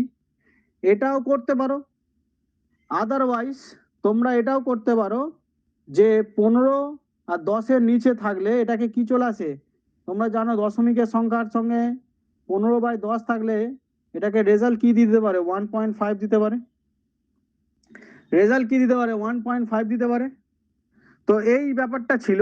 3/2 মানে 1.5, এগেন 15/10 মানে 1.5, যেহেতু 10 উপরে কোনো সংখ্যা নিচে 10 থাকলে দশমিক হয়ে যায়, তো 1.5, তাহলে 3/2 মানে 1.5, 15/10 মানে 1/5। তো এই যে জায়গাটা এখানে কি হচ্ছে, 25 টাকা আমার কাছে ছিল ধরে নিচ্ছি, তো আমি কাউকে ধার দিয়েছি, ধার দেওয়ার পর সে আমাকে 1.5 1.5 টাকা ফেরত দিয়েছে, তাহলে আদতে আমার ওর টাকা থেকে কত টাকা কমলো, আদতে ওর টাকা থেকে আমার আসবে অ্যান্সার হচ্ছে 23.5, 23 টাকা 23.5, এই টাকাটা এখন ওর থেকে আমি পেতে চাইছি। যদি আমি কারো কাছে 25 টাকা ধার দিয়ে থাকি, সে 1.5 টাকা এসে ফেরত দিয়েছে, 1.5 রুপিস এসে ফেরত দিয়েছে, তাহলে সেটাকেই ভেবে নেব 23.5। ঠিক আছে, যারা 23.5 করেছে তাদের সঠিক অ্যান্সার হয়েছে। যারা 24.5 করেছো তাদেরকে বলে দিই যে 1 টাকাও বিয়োগ করতে হবে, শুধু 0.5 বিয়োগ করে বসে আছো ওখানে, 1 টাকা বিয়োগ করলে 23 টাকা চলে আসবে। ঠিক আছে, একটু বিয়োগটাও তোমরা প্র্যাকটিস করো। 24.5 হচ্ছে রং অ্যান্সার, 23.5 হচ্ছে রাইট অ্যান্সার। ঠিক আছে, হ্যাঁ স্যার, ওখানে ওই 50 পয়সাটা ইয়ে করেছিলাম, বুঝতে পেরেছি। ঠিক আছে। আর এখান থেকে আর কোনো কিছু অসুবিধা এটা বুঝতে দেবাশিস, এই টেকনিকটা বোঝা যাচ্ছে নাকি তোমার টেকনিক হ্যাঁ। করবে কোনটা? এটা হ্যাঁ স্যার বোঝা যাচ্ছে। তো যাই হোক, আজকে ক্লাসের প্রথম অঙ্ক করছি। দেখো এখানে কিন্তু ওই সাকসেসিভ ডিসকাউন্টের কোনো কনসেপ্ট নেই, এখানে অন্যভাবে করেছি। দেবাশিস যেরকম ভাবে করেছে শর্টের তাড়াতাড়ি করার জন্য, এত ওই আবার সাকসেসিভ ডিসকাউন্ট হিসেব করো এ করো, আমি এক লাইনে করে দিচ্ছি। কিভাবে করেছি সেটা দেখো, কোশ্চেনটা আগে পড়ে নি। ঠিক আছে, কোশ্চেনটা কি বলেছে পড়ে নি, সবাই পড়ো মন দিয়ে, যে যার নিজে পড়ো। দেখো লেখা আছে shopkeepers allows two successive discount, একটা হচ্ছে 15, একটা 10%, if the percentage of mark price মানে এমপির কথা বলেছে। ঠিক আছে, মার্কড আপ প্রাইস মানে হচ্ছে এমপি, যেটা বুঝালাম এতক্ষণ, যেটাতে প্রিন্ট করা থাকে, যে এই যে 35 টাকা যেরকম বিস্কুটের দামটার কথা বলেছে সেটা লেখা আছে।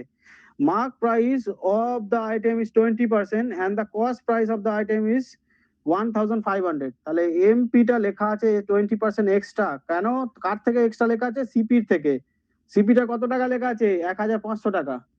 মানে কোন একটা দোকানে কেউ হয়তো 1500 টাকার একটা শাড়ি কিনেছে, তো মার্ক প্রাইস সেখানে লেখা আছে 20% এক্সট্রা দিয়ে। ঠিক আছে, তো find the selling price of the item.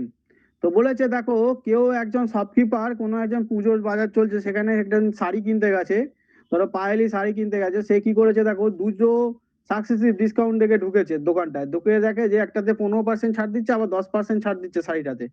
তো সেই জন্য সে জানেই না শপকিপার এখানে কি টেকনিক করেছে। তো যাই হোক, সে দেখলো যে 15-10% একটা শাড়ির উপর ছাড় দিচ্ছে, আবার 20% তোমার হচ্ছে আইটেমটার যে কস্ট প্রাইস আছে সেটা মার্ক প্রাইস, সেটা এক্সট্রা লিখে রেখেছে, কে? সেলার লিখে রেখেছে।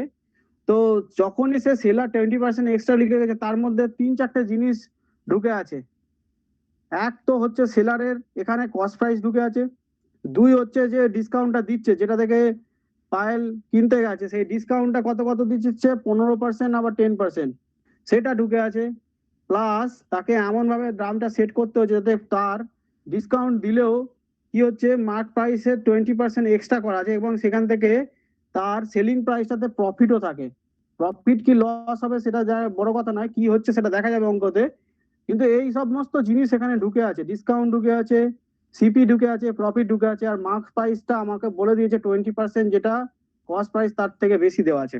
এই হলো অঙ্কটা। তো দেখো এখানে আমি মার্ক প্রাইসটা অ্যাকচুয়ালি কত সেটাকে ফার্স্টে বার করি। 20% যে ব্যাপারটা আছে 1500 টাকার উপর, সেটা আমি আগে বার করি। ঠিক আছে, বাকি অন্য কথা পরে হবে, যাকে দামটা কত লিখে রেখেছে ব্যক্তিটা দেখি। ঠিক আছে, তো মার্ক প্রাইস লেখা আছে 20% এক্সট্রা, তাহলে আমি জানি 100 টাকায় 20 টাকা এক্সট্রা লেখা আছে। 100 টাকা যদি তার সিপি হয়, সবাই ছোটবেলায় করেছে, 100 টাকা যদি কেনার দাম হয়, 20 টাকা এক্সট্রা লেখা আছে মানে 120 টাকা। 20 টাকা এক্সট্রা লেখা আছে মানে অ্যাকচুয়ালি কত লেখা আছে? 120 টাকা লেখা আছে। এবার মার্ক প্রাইসের একটা ফর্মুলা আজকেই পড়ালাম, মার্ক প্রাইসের ফর্মুলা যদি নাও পড়ে থাকি ফর্মুলাটা দেখে নাও। তো দেখে নাও মার্ক প্রাইস বার করার ফর্মুলা। ঠিক আছে, ফর্মুলাগুলো একটু মনে রাখতে হবে, এটা সময় শর্ট করবে, আদারওয়াইজ কিছু নয়। সময় শর্ট করানোর জন্য ব্যাপার না, তো আমি যেভাবে দেখালাম 100 টাকা যদি দাম লেখা থাকে, 120 টাকা হচ্ছে মার্ক প্রাইস, 100 টাকা যদি কস্ট প্রাইস হয়, এরকম করে যদি 1500 টাকার উপর হিসাব করো, সেটাও 1800 টাকা হবে, সেটাও আমি দেখিয়ে দিচ্ছি। এখন এখানে মার্ক প্রাইসটা আমি ফর্মুলাতে বুঝে নি কিভাবে বার করছি। তো মার্ক প্রাইসের ফর্মুলাটা যাদের কাছে পিডিএফ এ আছে, সেখানে আশা করি মনে হচ্ছে আছে, না তো তোমরা আবার কপিতে টুকে নাও। ফার্স্টে সিপি লিখবে, সিপি কস্ট প্রাইসটা লিখবে এখানে এই সাইডে। কস্ট প্রাইসের সঙ্গে এটা মাল্টিপ্লাই করবে, মাল্টিপ্লাই করার সাথে সাথে এখানে 100 লিখবে, 100টা অবশ্যই দরকার। প্লাস যে মার্ক প্রাইসটা লেখা আছে এই যে এই জায়গাটা এখানে বসবে, এখানে মার্ক প্রাইসটা বসবে, ঠিক আছে? মার্ক প্রাইস পার্সেন্টেজটা যেটা 20% আছে, মার্ক প্রাইস পার্সেন্টেজ এইটা আলাদা, কিন্তু এটাকে বার করতে হচ্ছে। আর এটা পার্সেন্টেজ, দুটোর মধ্যে গুলিয়ে ফেলো না। পার্সেন্টেজটা দেওয়া আছে 100, সিপি দেওয়া আছে, ডিভাইডেড বাই 100 করবে। এটাই আমি আবার ঐকিক নিয়মে করব। তো দেখো মার্ক প্রাইস বার করার নিয়মটা কি, সিপি জানতে হবে, মার্ক প্রাইস পার্সেন্টেজ জানতে হবে, প্লাস ডিভাইডেড বাই 100 করতে হবে। এই হলো অঙ্কটা সমস্যা, বা এই হলো ব্যাপারটা করতে হবে আমাকে। তো করি দেখি। সিপি জানি, সিপি কত? কস্ট প্রাইস লেখা আছে 1500, তাই তো লেখা আছে, হ্যাঁ সিপি 1500 লেখা আছে, ওপরে 100। এমপি কত পার্সেন্ট এক্সট্রা? 20% এক্সট্রা, সেই জন্য 20 লিখে দিলাম, ডিভাইডেড বাই 100। ঠিক আছে, এই 100 আবার এই 100 কেউ কেটে দিও না। অনেকে আছে আবার অঙ্কতে করো কি, এখানে এটা যোগ আছে, এখানে নিচেও 100 আছে, দুটো থেকে দেখে কেটে দেয়। এটা যেন করতে যেন এটা ভুল হয়ে যায়, ঠিক আছে? অঙ্ক ভুল হয়ে যাবে। এখানে যোগ করতে হবে, যোগ থাকলে সেখানে কাটাকাটি হয় না, আগে টোটালটা যোগ করবে তারপরে কাটাকাটি হয়। তো 1500 গুণ 120 বাই 100, এই হলো ব্যাপার। 0 0 ক্যান্সেল, এখানে একটা 0, এটা 0 ক্যান্সেল। 12 আর 150 এর গুণ করতে হবে। তো আমি 12 আর 150 এর গুণ না করে 15 আর 12 গুণ করব। আমার একটু সময় বাঁচানো দরকার। 15 12 গুণ করব, ডবল ডিজিটের গুণ দেখিয়ে দিয়েছি। 5 দুগুণে 10 এর 0, হাতে থাকে 1, 2 একে 2, 5 একে 5, 5 আর 2 7, আর একে 8, আর 1 আর একে 1। তো 180 হচ্ছে, একটা শূন্য যেহেতু নিইনি, এখানে 150 ছিল, একটা শূন্য যেহেতু নিইনি সেটার জন্য এখানে একটা শূন্য বসিয়ে দেবো, 1800। তাহলে এমপি প্রাইসটা কত বেরোলো? 1800। প্রত্যেকের তাই বেরিয়েছে? ফর্মুলা ইউজ করে প্রত্যেকের তাই বেরিয়েছে? এর ফর্মুলা ইউজ করেই বার করেছি। হ্যাঁ স্যার বেরিয়েছে। ওকে ওকে, ভেরি গুড। তো পায়েল বুঝতে পেরেছো? পায়েল, হ্যাঁ স্যার, তোমার তো একটু অঙ্কের সমস্যা আছে। তো দেখো এই হলো ব্যাপার, 1800 টাকা হচ্ছে মার্ক প্রাইস লেখা আছে, মানে ওর উপর ছাপ দেওয়া আছে। তো যাই হোক, এবার দেখি যদি আমরা ছোটবেলার নিয়মে করতাম তখন কিভাবে করতাম। একটু শিখতে আমার কাছে সময় লাগে, কিন্তু একবার শিখে গেলে যে কোনো অঙ্ক নিজে থেকে করতে পারবে, আমাকে আর দরকার হবে না। তো দেখো বলে দিয়েছে 100 রুপিস হচ্ছে কস্ট প্রাইস, সেলিং প্রাইস কত? 120 টাকা, যেহেতু 20% বেশি, এটা আমরা সবাই জানি। 100 টাকা যদি কোনো জিনিসের দাম হয়, এটা যদি সিপি হয়, তারপরে এটা হচ্ছে এসপি। যারা বাচ্চাদের স্টুডেন্টদের ছোটদের পড়াও 7 8 ক্লাসে, তারা নিশ্চয়ই এইভাবে অঙ্কগুলো তাদেরকে করাও।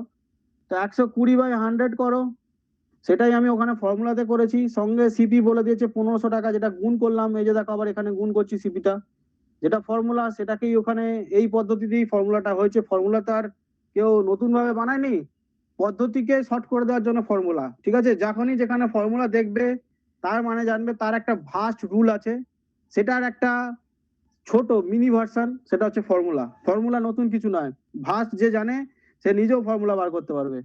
তো এই হলো, কেটে দিলাম সেই একই পদ্ধতি। 15 আর 150 আর 1200, 1800 টাকা, এই হলো অ্যান্সার ছিল। এই স্যার হ্যালো, হ্যাঁ শুনছি, বলো।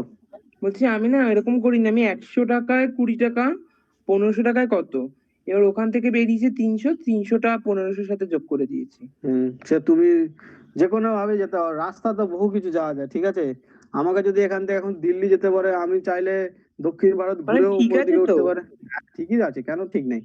যে কোনো ভাবে যাওয়া যায়। দিল্লি যদি যেতে বলে, দিল্লি যাওয়া নিয়ে বিষয়, তা সময় সাপেক্ষ ব্যাপারটা থাকে। যাই হোক, এরকম ভাবে করতে পারো, ফর্মুলাও করতে পারো, সব করতে পারো, ঠিক আছে? এর নতুন কিছু না। দেবাশিস যেটা করেছো সেটাও করতে পারো, কিন্তু ক্যালকুলেশন সবসময় ছোট করার চেষ্টা করবে, ঠিক আছে? তুমি একটু ভাস্ট ক্যালকুলেশন করছো, ক্যালকুলেশনকে সবসময় ছোট করে নেবে। তো এখানে দেখো এমপি কি বেরোলো আমার, 1800 টাকা। এটা তো আর কারো কাছে বলার নেই, প্রত্যেকে খাতায় নোট করে নিয়েছে কিভাবে বের করলাম। এরপরে দেখো সেলিং প্রাইস বার করতে বলেছে, এসপি। এসপি বার করার ফর্মুলাটা দেখিয়ে দিই।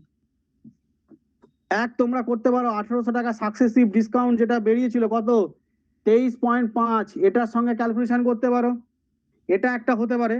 আদারওয়াইজ এই মানে 1800 টাকা 23.5% বার করবে, 23.5 গুণ করে দিয়ে রেজাল্ট বার করে দেবে না, 23.5%, 1800 টাকা 23.5% হচ্ছে এসপি হবে।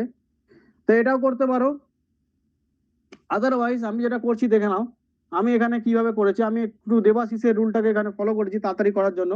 যেহেতু 23 পয়েন্ট বার করতে গিয়ে অনেক সময়টা নষ্ট হচ্ছে, কারণ ওটাকে আবার আলাদাভাবে ক্যালকুলেশন করতে হচ্ছে। তো একটা করেছে হচ্ছে 85 টাকা, কারণ 15 টাকা ছাড়, এই 85টা করতে গেলো এই 100 মাইনাস 15% ডিসকাউন্টটা, ঠিক আছে? তো সেটা হলো 85, এই যে বসিয়ে দিয়েছে এই জন্য 85। আর একটা হচ্ছে 10% ডিসকাউন্ট আছে, 100 মাইনাস 10, সেটা হচ্ছে 90, সেই 90টাকে এগেন গুণ করে দিয়েছি, ঠিক আছে? এর বাইরে আর কিছু করিনি, এই দুটোকে ফটাফট করে দিয়েছি। সাকসেসিভ ডিসকাউন্ট তাহলে বলতে পারো যে তোমরা যে স্যার তাহলে শেখালেন কেন, ওটা যদি ইউজ না করছেন। ওটা এই কারণে শেখালাম, যখন শুধু ওরকম অঙ্ক দেবে, সাকসেসিভ ডিসকাউন্টের অঙ্ক দেবে, তখন কিন্তু করতে লাগবে, তখন ওটা আবার শর্ট টেকনিক, ওটার মতো সোজা আর কিছু নেই। যখনই কোনো অঙ্কতে সেলিং প্রাইস থাকবে সাকসেসিভ ডিসকাউন্টে, তখন এরকম পদ্ধতি করে নিলে ভালো। তার কারণ কি, কাটাকাটিটা ইজি হয়ে যায়। এই যে কেটে দিলাম না, কত ইজি হয়ে গেল। এই যে যত তাড়াতাড়ি পাচ্ছি শূন্যগুলোকে কেটে দিচ্ছি, কত সুন্দরভাবে কেটে দিচ্ছি, তো এটা ইজি হয়ে যায়। তো সেই জন্য এইভাবে পদ্ধতিটা নিলাম, আর কিছু নয়। তো দেখো, এই যে সেলিং প্রাইস যেটা বেরোবে সেটাকে ক্যালকুলেশন করব। প্রথমে কত কত শূন্য কেটে দিলাম, 18, 85, 9, আর নিচে 10 পড়ে আছে, এই হলো আমার ব্যাপার। তো 18, 85, 9 এদেরকে গুণ করব। সবার প্রথম 85 আর 9 এর গুণটা করে নিই, এটা বড় হয়ে যাবে। প্রথমে 85 আর 18 গুণটাই করে নিই, 9 গুণ করে দেওয়া সহজা। তো 85 আর 18 গুণ করলে সেই আমার ডবল ডিজিট টেকনিক, সেটা হচ্ছে 8 5 40 4, 8 5 40, আর 4টা বসে গেল, শূন্যটা বসলো 4টা হাতে। আর একটা 64, 64 আর 4 হচ্ছে 68, আর 5 68 আর 5 হচ্ছে তোমার 73, 73 আর সেখানে 7 বসে যাচ্ছে। 8 আর 1 8, 8 আর 7 15, 1530, 1530 এর সঙ্গে তোমার 9 গুণ করতে হবে, 9 গুণ করতে হবে, বা 153 সাথে 9 গুণ করতে পারো, কারণ নিচে 10 আছে। যাই হোক, আমরা সবাই বুঝতে পারবো না, তো আমি 1530 এর সঙ্গে 9টা গুণ করছি। 9 0 0, 3 9 27, 7 হাতে 2, 5 9 45, আর 2 47, হাতে 4, 9 আর 4 13। তো 1300, 1300, 13,770 ডিভাইডেড বাই 10, নিচে 10টা আছে, এটা যেন কেউ মিস করে ফেলো না। এই 10 আছে, 1003, স্যার নিচে 13,000 10টা কাটা যাচ্ছে না, না, কাটা নিচে কেন যাবে? 10টাও মানে নিচে কাটা 10টা করতে পারবো তো? স্যার কাটা টেনটা তো 85 মানে হ্যাঁ হ্যাঁ হ্যাঁ সেটা আমি কাটিয়ে দিই, আমার তো হিসেব করে নেওয়ার জন্য, ঠিক আছে? 85 দিয়ে কাটা যাবে না, কেন নিচে 2 থাকবে, 2 দিয়ে আবার ভাগ করতে হবে। 2 দিয়ে ভাগ করা সোজা না 10 দিয়ে ভাগ করা সোজা, তোমরাই বলো। না 2টা তো আবার 18 দিয়ে কেটে যাচ্ছে তো। সরি, এটা আমি লক্ষ্য করিনি। ঠিক বলেছো। 5 17 85 হচ্ছে, 2 থাকছে, 2টা আবার 18 সাথে কেটে গিয়ে 9 হয়ে যাচ্ছে। ঠিক, সরি, তোমরা আমার থেকে অ্যাডভান্স হয়ে গেছো। যাই হোক, 100337,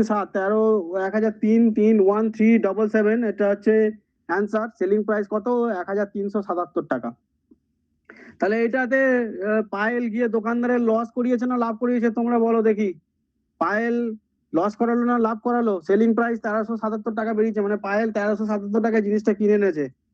তাহলে লস করলো না লাভ করলো দোকানদার? পায়েল নিজে বলো।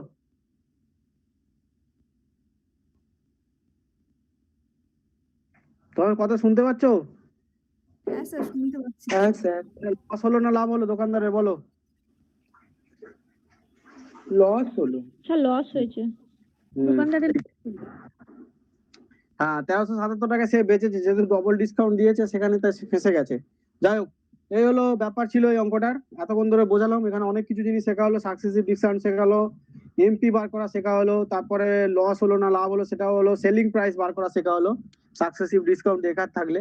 তো অঙ্কগুলো যেগুলো দেয়া আছে প্রত্যেকটারই কিছু না কিছু ফর্মুলার সাথে কানেক্টেড আছে, সেই কারণে এখানে সবকটা অঙ্ক দেওয়া আছে। আমি সেরকমই বেছে অঙ্কটা রেখেছি যাতে তোমরা করতে পারো। তো আজকে আর একটা অঙ্ক করাবো, যে কোনো একটা অঙ্ক, তারপরে কিন্তু তোমরা বাকিগুলো বাড়িতে ট্রাই করবে। ট্রাই করা এই নয় যে তোমরা নিজেরা পারছো না বলে হাল ছেড়ে দেবে, নিজেরা করবে, করার পর নেক্সট ক্লাসে আবার এটার উপর সলিউশন দেখিয়ে দেবো। সেটার জন্য কোনো চিন্তা করে নাই, কিন্তু নিজেকে ট্রাই করতে হবে, আগে ফার্স্ট নিজেকে করে নিতে হবে। তো যাই হোক, এবারে কোশ্চেনটা দেখি। এরপরে কোন কোশ্চেনটা নিই, একটা কোশ্চেন দেখি ভালো দেখে কোনটা নেওয়া যায়।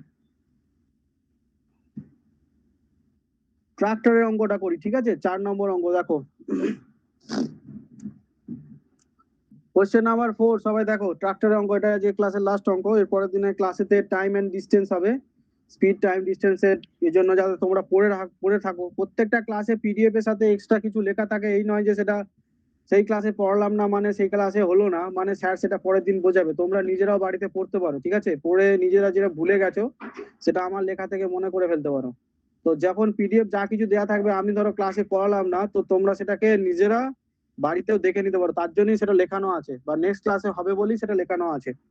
তো যাই হোক, এবার দেখো 4 নম্বর কোশ্চেন। 4 নম্বর কোশ্চেন বলেছে a vehicle dealer bought 5 second hand tractor. তো 5টা সেকেন্ড হ্যান্ড ট্রাক্টর কিনেছে একজন ভেহিকেল যে ডিলার আছে। সেকেন্ড হ্যান্ড ট্রাক্টর কেনা মানে সেটা তার কস্ট প্রাইস। তো কস্ট প্রাইস কত? 5টা সেকেন্ড হ্যান্ড ট্রাক্টর কিনতে 2 লাখ টাকা ইনভেস্ট করেছে, 2 লাখ রুপিস। এরপরে কস্ট প্রাইস বোঝানোর সময় আমি বলেছিলাম তার মধ্যে কি কি থাকে ইনক্লুডিং, তার মধ্যে সার্ভিস থাকে, তার মধ্যে মেইনটেনেন্স থাকে। তো যেহেতু সেকেন্ড হ্যান্ড ট্রাক্টর কিনেছে, সেটাকে সে যেহেতু ডিলার, সেটাকে কি করবে? এগেন রিসেল করবে। তো রিসেল করতে গেলে ট্রাক্টরকে আবার তো সব ঠিকঠাক করতে হবে। আমাদের কাছে যাদের বাইক আছে, ছেলেদের কাছে, তারা যখন রিসেল করে কি করে? বাইকটাকে ভালোভাবে ধুয়ে দেয়, যেখানটা ভেঙে গেছে সেখানটা সেরে দেয়, সমস্ত কিছু করে বাইকটার একটু প্রাইসটা হাই করে ফেলে। বা কার যারা সেল করে তারাও সেরকম ভাবে করে। তো যাই হোক, এখানে সে 2 লাখ টাকা স্পেন্ড করেছে কিনতেই, শুধু সিপি। তার এটা সিপি শুধু এটা নয়, আরো সিপি অ্যাড হবে, সেটা বলছি পরে কি লেখা আছে। তারপরে দেখো, he spent 2 lakh rupees additional on the maintenance and repairing of these 5 tractors। 5টা ট্রাক্টরের মেইনটেনেন্স এন্ড রিপেয়ারিং এর জন্য আবার সে খরচা করেছে কত টাকা? 2 লাখ টাকা। তাহলে মেইনটেনেন্স প্লাস রিপেয়ার, এই দুটো কি চলে আসছে? ইনক্লুডিং সিপির মধ্যে চলে আসছে। এই সব কটা মিলিয়ে সিপি। তাহলে সিপির মধ্যে মেইনটেনেন্স আছে, রিপেয়ারিংও আছে। এটা নিয়ে টোটালটা তার কস্ট প্রাইস হয়ে যাচ্ছে। এই টোটালটাই কি হয়ে যাচ্ছে? তার সিপি হয়ে যাচ্ছে। এখানটা বুঝতে পেরেছো? সেই সকল শুরুতেই বোঝালাম সিপির মধ্যে কি কি থাকে। তো সেরকমই একটা অঙ্ক করাচ্ছি। তো 4 লাখ টাকা তার কি হয়ে যাচ্ছে? অ্যাকচুয়াল ক্রস প্রাইস হয়ে যাচ্ছে 5টা ট্রাক্টর, সেকেন্ড হ্যান্ড ট্রাক্টর কেনার। এখানটা বুঝতে পারলে সবাই কোশ্চেনটার? বুঝতে হ্যাঁ পেরেছো? স্যার। তো দেখো, এরপরে 5টা ট্রাক্টর কিনতে গিয়ে তাকে 4 লাখ টাকা স্পেন্ড করতে হয়েছে। সে স্পেন্ড করেছে, ঠিক আছে, ভালো কথা। তারপরে কোশ্চেনটা কি বলেছে দেখো, 4 লাখ টাকা স্পেন্ড করার পর তারপরে he sold one of the tractor 1.5 lakh টাকায়। তাহলে একটা ট্রাক্টর সে বেচে দিয়েছে কততে? অলরেডি একটা মুরগি পেয়েছে প্রথমেই, সেখানে কি করেছে? 1.5 লাখ টাকা একটাকে বেচে দিয়েছে। প্রত্যেকটা 5টাতে যদি 4 লাখ টাকা করে ইনভেস্ট হয়, তার মানে 50,000 টাকা করে পড়ছে, হয়তো না সরি 80,000 টাকা করে পড়ছে। সেই টাকাটা কি করেছে? এক্সট্রা তাকে কি করেছে? তোমার 1.5 লক্ষ টাকায় বেচে দিয়েছে। তা প্রথমেই যে কোনো একটা ট্রাক্টরকে সে কিসে বেচেছে? ফার্স্ট যাই ট্রাক্টর বেচে থাকুক না কেন, 1.5 লক্ষ টাকায় বেচেছে। আর তার টোটাল সবগুলোতে কস্ট প্রাইস কত পড়ে যাচ্ছে? 80,000 টাকা করে। তো যাই হোক, সেটা কোনো বড় ব্যাপার নয়। নেক্সট দেখো কি বলেছে কোশ্চেনটায়, what should be the average selling price of the rest of 4 tractor. তাহলে একটা বেচে দিলে 4টে পড়ে থাকে। তো সেখানে কি করেছে? 40% টোটালটার প্রফিট করেছে। মানে এই যে 4 লাখ টাকা ইনভেস্ট করেছে সে, এ সব কটা ট্রাক্টর বেচার পর তার সে হিসেব করে দেখলো সে 40% ওভারঅল প্রফিট করেছে, 40% লাভ করেছে। প্রথম একটা ট্রাক্টর তো 1.5 লক্ষ টাকা বেচেছে, প্লাস 4টে ট্রাক্টর আরো বেচে যা টাকা জড়ো করেছে সে দেখলো 40% সব কটার ওভারঅল ট্রানজাকশনের প্রফিট হয়েছে। মানে 4 লক্ষ টাকা 40%, মানে 1,60,000 টাকা এক্সট্রা লাভ করেছে, ঠিক আছে? 4 লক্ষ টাকা 40%। কে একজন বলছিল যে স্যার বড় বড় অঙ্কগুলোতে আমি হিসেব করতে পারছি না। তাকে বড়ই ভাবতে হবে কেন? সে তো 400 টাকাও ধরতে পারে, 400 টাকা ধরে সেটা 4 লাখে কনভার্ট করে দেবে। কে একজন বলছিল আমার ক্লাসে শুরুতেই এসে। হ্যাঁ স্যার। হ্যাঁ, তো তুমি সবসময় কি করবে? তোমার ক্ষেত্রে তুমি 400 টাকা ধরে নাও, 400 টাকা হিসেব করো না, 400 টাকা 40% হিসেব করো। 400 টাকা 40% মানে কত? 40/100 যদি করে থাকো, তো এখানে কত? 4×4 = 160। তো যদি লক্ষের হিসেবে থাকে তাহলে কি করতে হবে? 1,60,000 টাকা, আরো 3টে শূন্য বসিয়ে দেবে। যেহেতু 400 নিচে, এই 3টে শূন্য তো পড়ে থাকছে, এই 3টে শূন্য বসিয়ে দিলে 1,60,000 টাকা হচ্ছে না? তা এত সোজা অঙ্কগুলো তোমরা যদি দূর করে বড় করে ভাবো, বড় দেখে ভাবো, তাহলে তো তোমাদেরই ভুল। তো 4 লক্ষ টাকার 40% মানে 1,60,000 টাকা। তাহলে এবার থেকে বড় বড় বলো। বলছি এই 40%টা কি 5টা ট্রাক্টরের প্রফিট নাকি শুধু 4টে? ওভারঅল প্রফিট, 5টা ট্রাক্টর বেচে প্রফিট। তার মধ্যে একটা ট্রাক্টরের দাম বলে দিয়েছে 1.5 লক্ষ টাকা, ঠিক আছে? মানে এই 1.5 লক্ষ টাকাটাও তো ধরেই তো 40% আসছে, তাই তো? 1.5 লক্ষ টাকা প্লাস 4টে ট্রাক্টর আরো বেচে সব কটা ট্রানজাকশন করে তার হিসেব করে দেখলো যে 4 লাখ টাকা সে কস্ট প্রাইস করেছিল আর 40% প্রফিট করেছে, মানে 1,60,000 টাকা লাভ করেছে। তাহলে 4 লক্ষ টাকা প্লাস 1,60,000 টাকা, ঠিক আছে?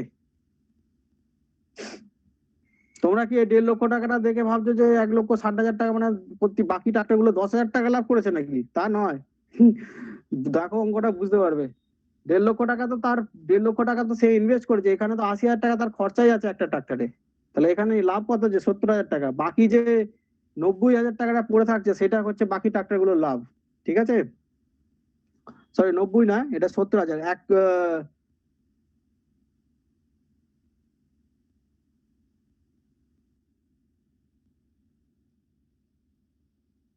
হ্যাঁ 80, এটা 70 লাভ করছে, বাকি যে টাকাটা পড়ে থাকছে 90,000 টাকা। 90,000 টাকা। তো যাই হোক 4 লক্ষ টাকার 40% যদি প্রফিট হয়, আমি এখানে বার করলাম 1,60,000 টাকা। তাহলে 4 লক্ষ টাকা 40% মানে হচ্ছে 1,60,000 টাকা, 1,60,000, ঠিক আছে? এটা কাউকে দেখানো দরকার নেই, নাকি 4 লক্ষ টাকা 40% বার করে দেখিয়ে দেবো? তোমরা বলো, যাদের অসুবিধা হচ্ছে তারা বলো যে হ্যাঁ স্যার 4 লক্ষ টাকা 40% একটু ক্যালকুলেশন করে দেখিয়ে দেওয়া দরকার ছিল। হ্যাঁ স্যার দেখিয়ে দিন। ঠিক আছে, দেখিয়ে দিচ্ছি।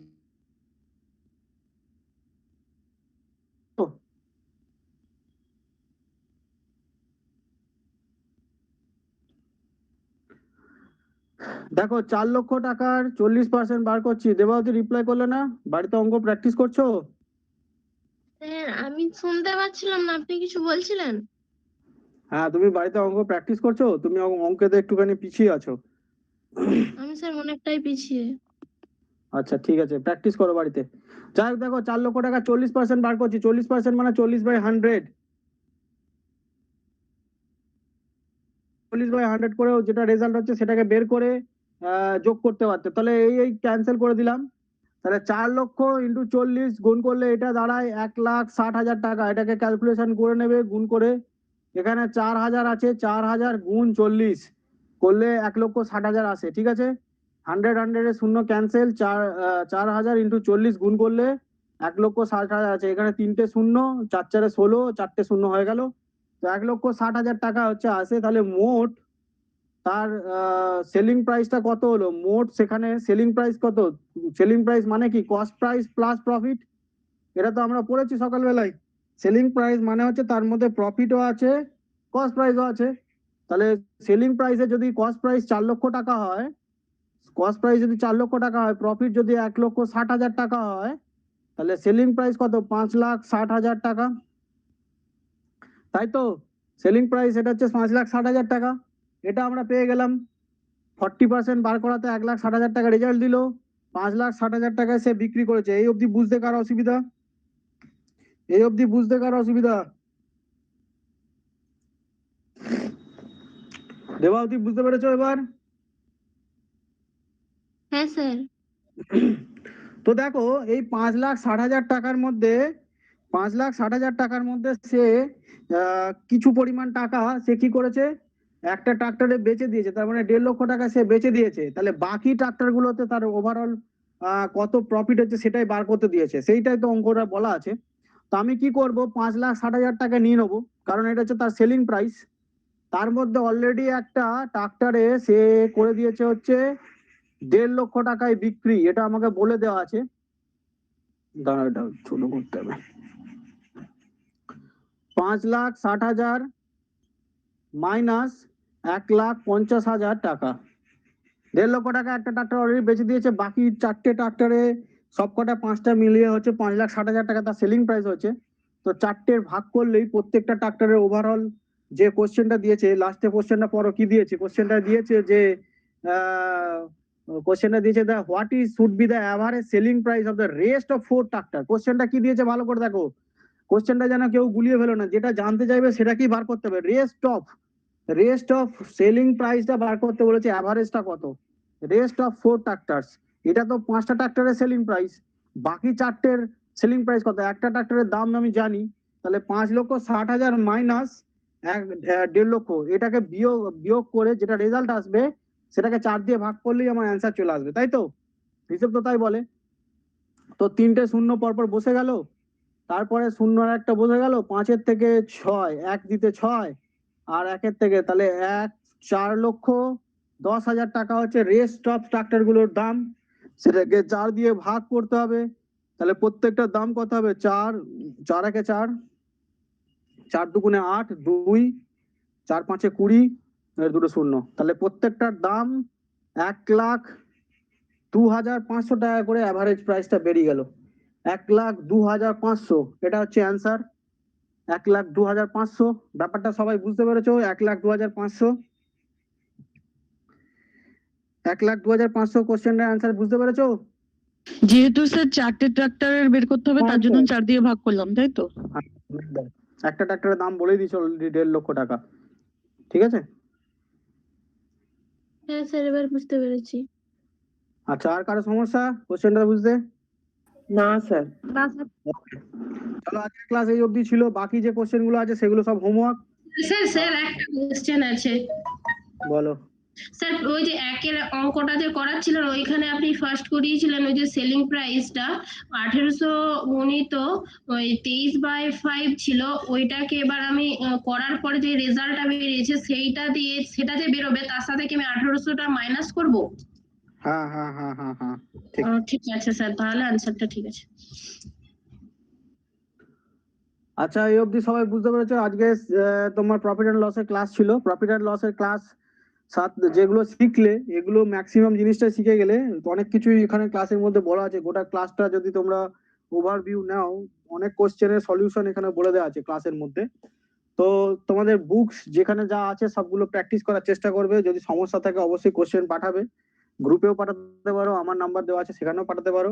আর হচ্ছে যেটা হচ্ছে যে এই যে হোমওয়ার্ক গুলো দিচ্ছি এটা বাড়িতে করবে। এখানে ম্যাক্সিমাম ম্যাথের থেকে 5-এ 5 পাওয়া যায়, এই জন্যই বলা যে 5-এ 5 তোলাটা একমাত্র ম্যাথেতেই যায়। বাকি কোশ্চেন গুলো জানলে অ্যান্সার করতে পারবে, নাহলে না জানলে পারবে না। ম্যাথ এমন একটা জিনিস, একটু শিখে রাখলেই সব অ্যান্সারটা করতে পারবে। তো যাই হোক, এগুলো বাকিগুলো যেটা আছে আরো 3টে কোশ্চেন, এটা হচ্ছে তোমাদের হোমওয়ার্ক, এটাকে করবে। সাথে আজকে হোমওয়ার্কে যে পিডিএফ দিয়ে দেওয়া হয়েছে সেটা 15টা কোশ্চেনের পিডিএফ দেওয়া হয়েছে। 15টা কোশ্চেন মানে হচ্ছে ফ্র্যাকশনের 15টা কোশ্চেন, সেটা একটু মিলিয়ে নেবে। আর রাতের মধ্যে আবার আজকে তোমাদের বাকি যেটা ছিল, যে ওটা মনে হয় প্রপোর্শন না কারো একটা কোশ্চেন ছিল, সেই প্রপোর্শনে রেশিও প্রপোর্শনের কোশ্চেন 15টা দেওয়া ছিল, সেটার অ্যান্সার চলে যাবে। ঠিক আছে, নেক্সট ক্লাসে দেখা হবে। নেক্সট ক্লাসে একটু স্পিড অ্যান্ড টাইম ডিসটেন্স তো তোমরা একটু পড়ে রাখবে, ঠিক আছে? নতুন কিছু নেই, জাস্ট একটু পড়ে রাখবে। তোমরা ছোটবেলায় সবই পড়েছো, পড়ে রাখবে, তাহলে তোমাদের বুঝতে সুবিধা হবে, খুব কুইক বুঝতে পারবে। ঠিক আছে, ক্লাস সাইন আপ করলাম। আর কারো থ্যাংক ক্লাসে ইউ স্যার। ওকে।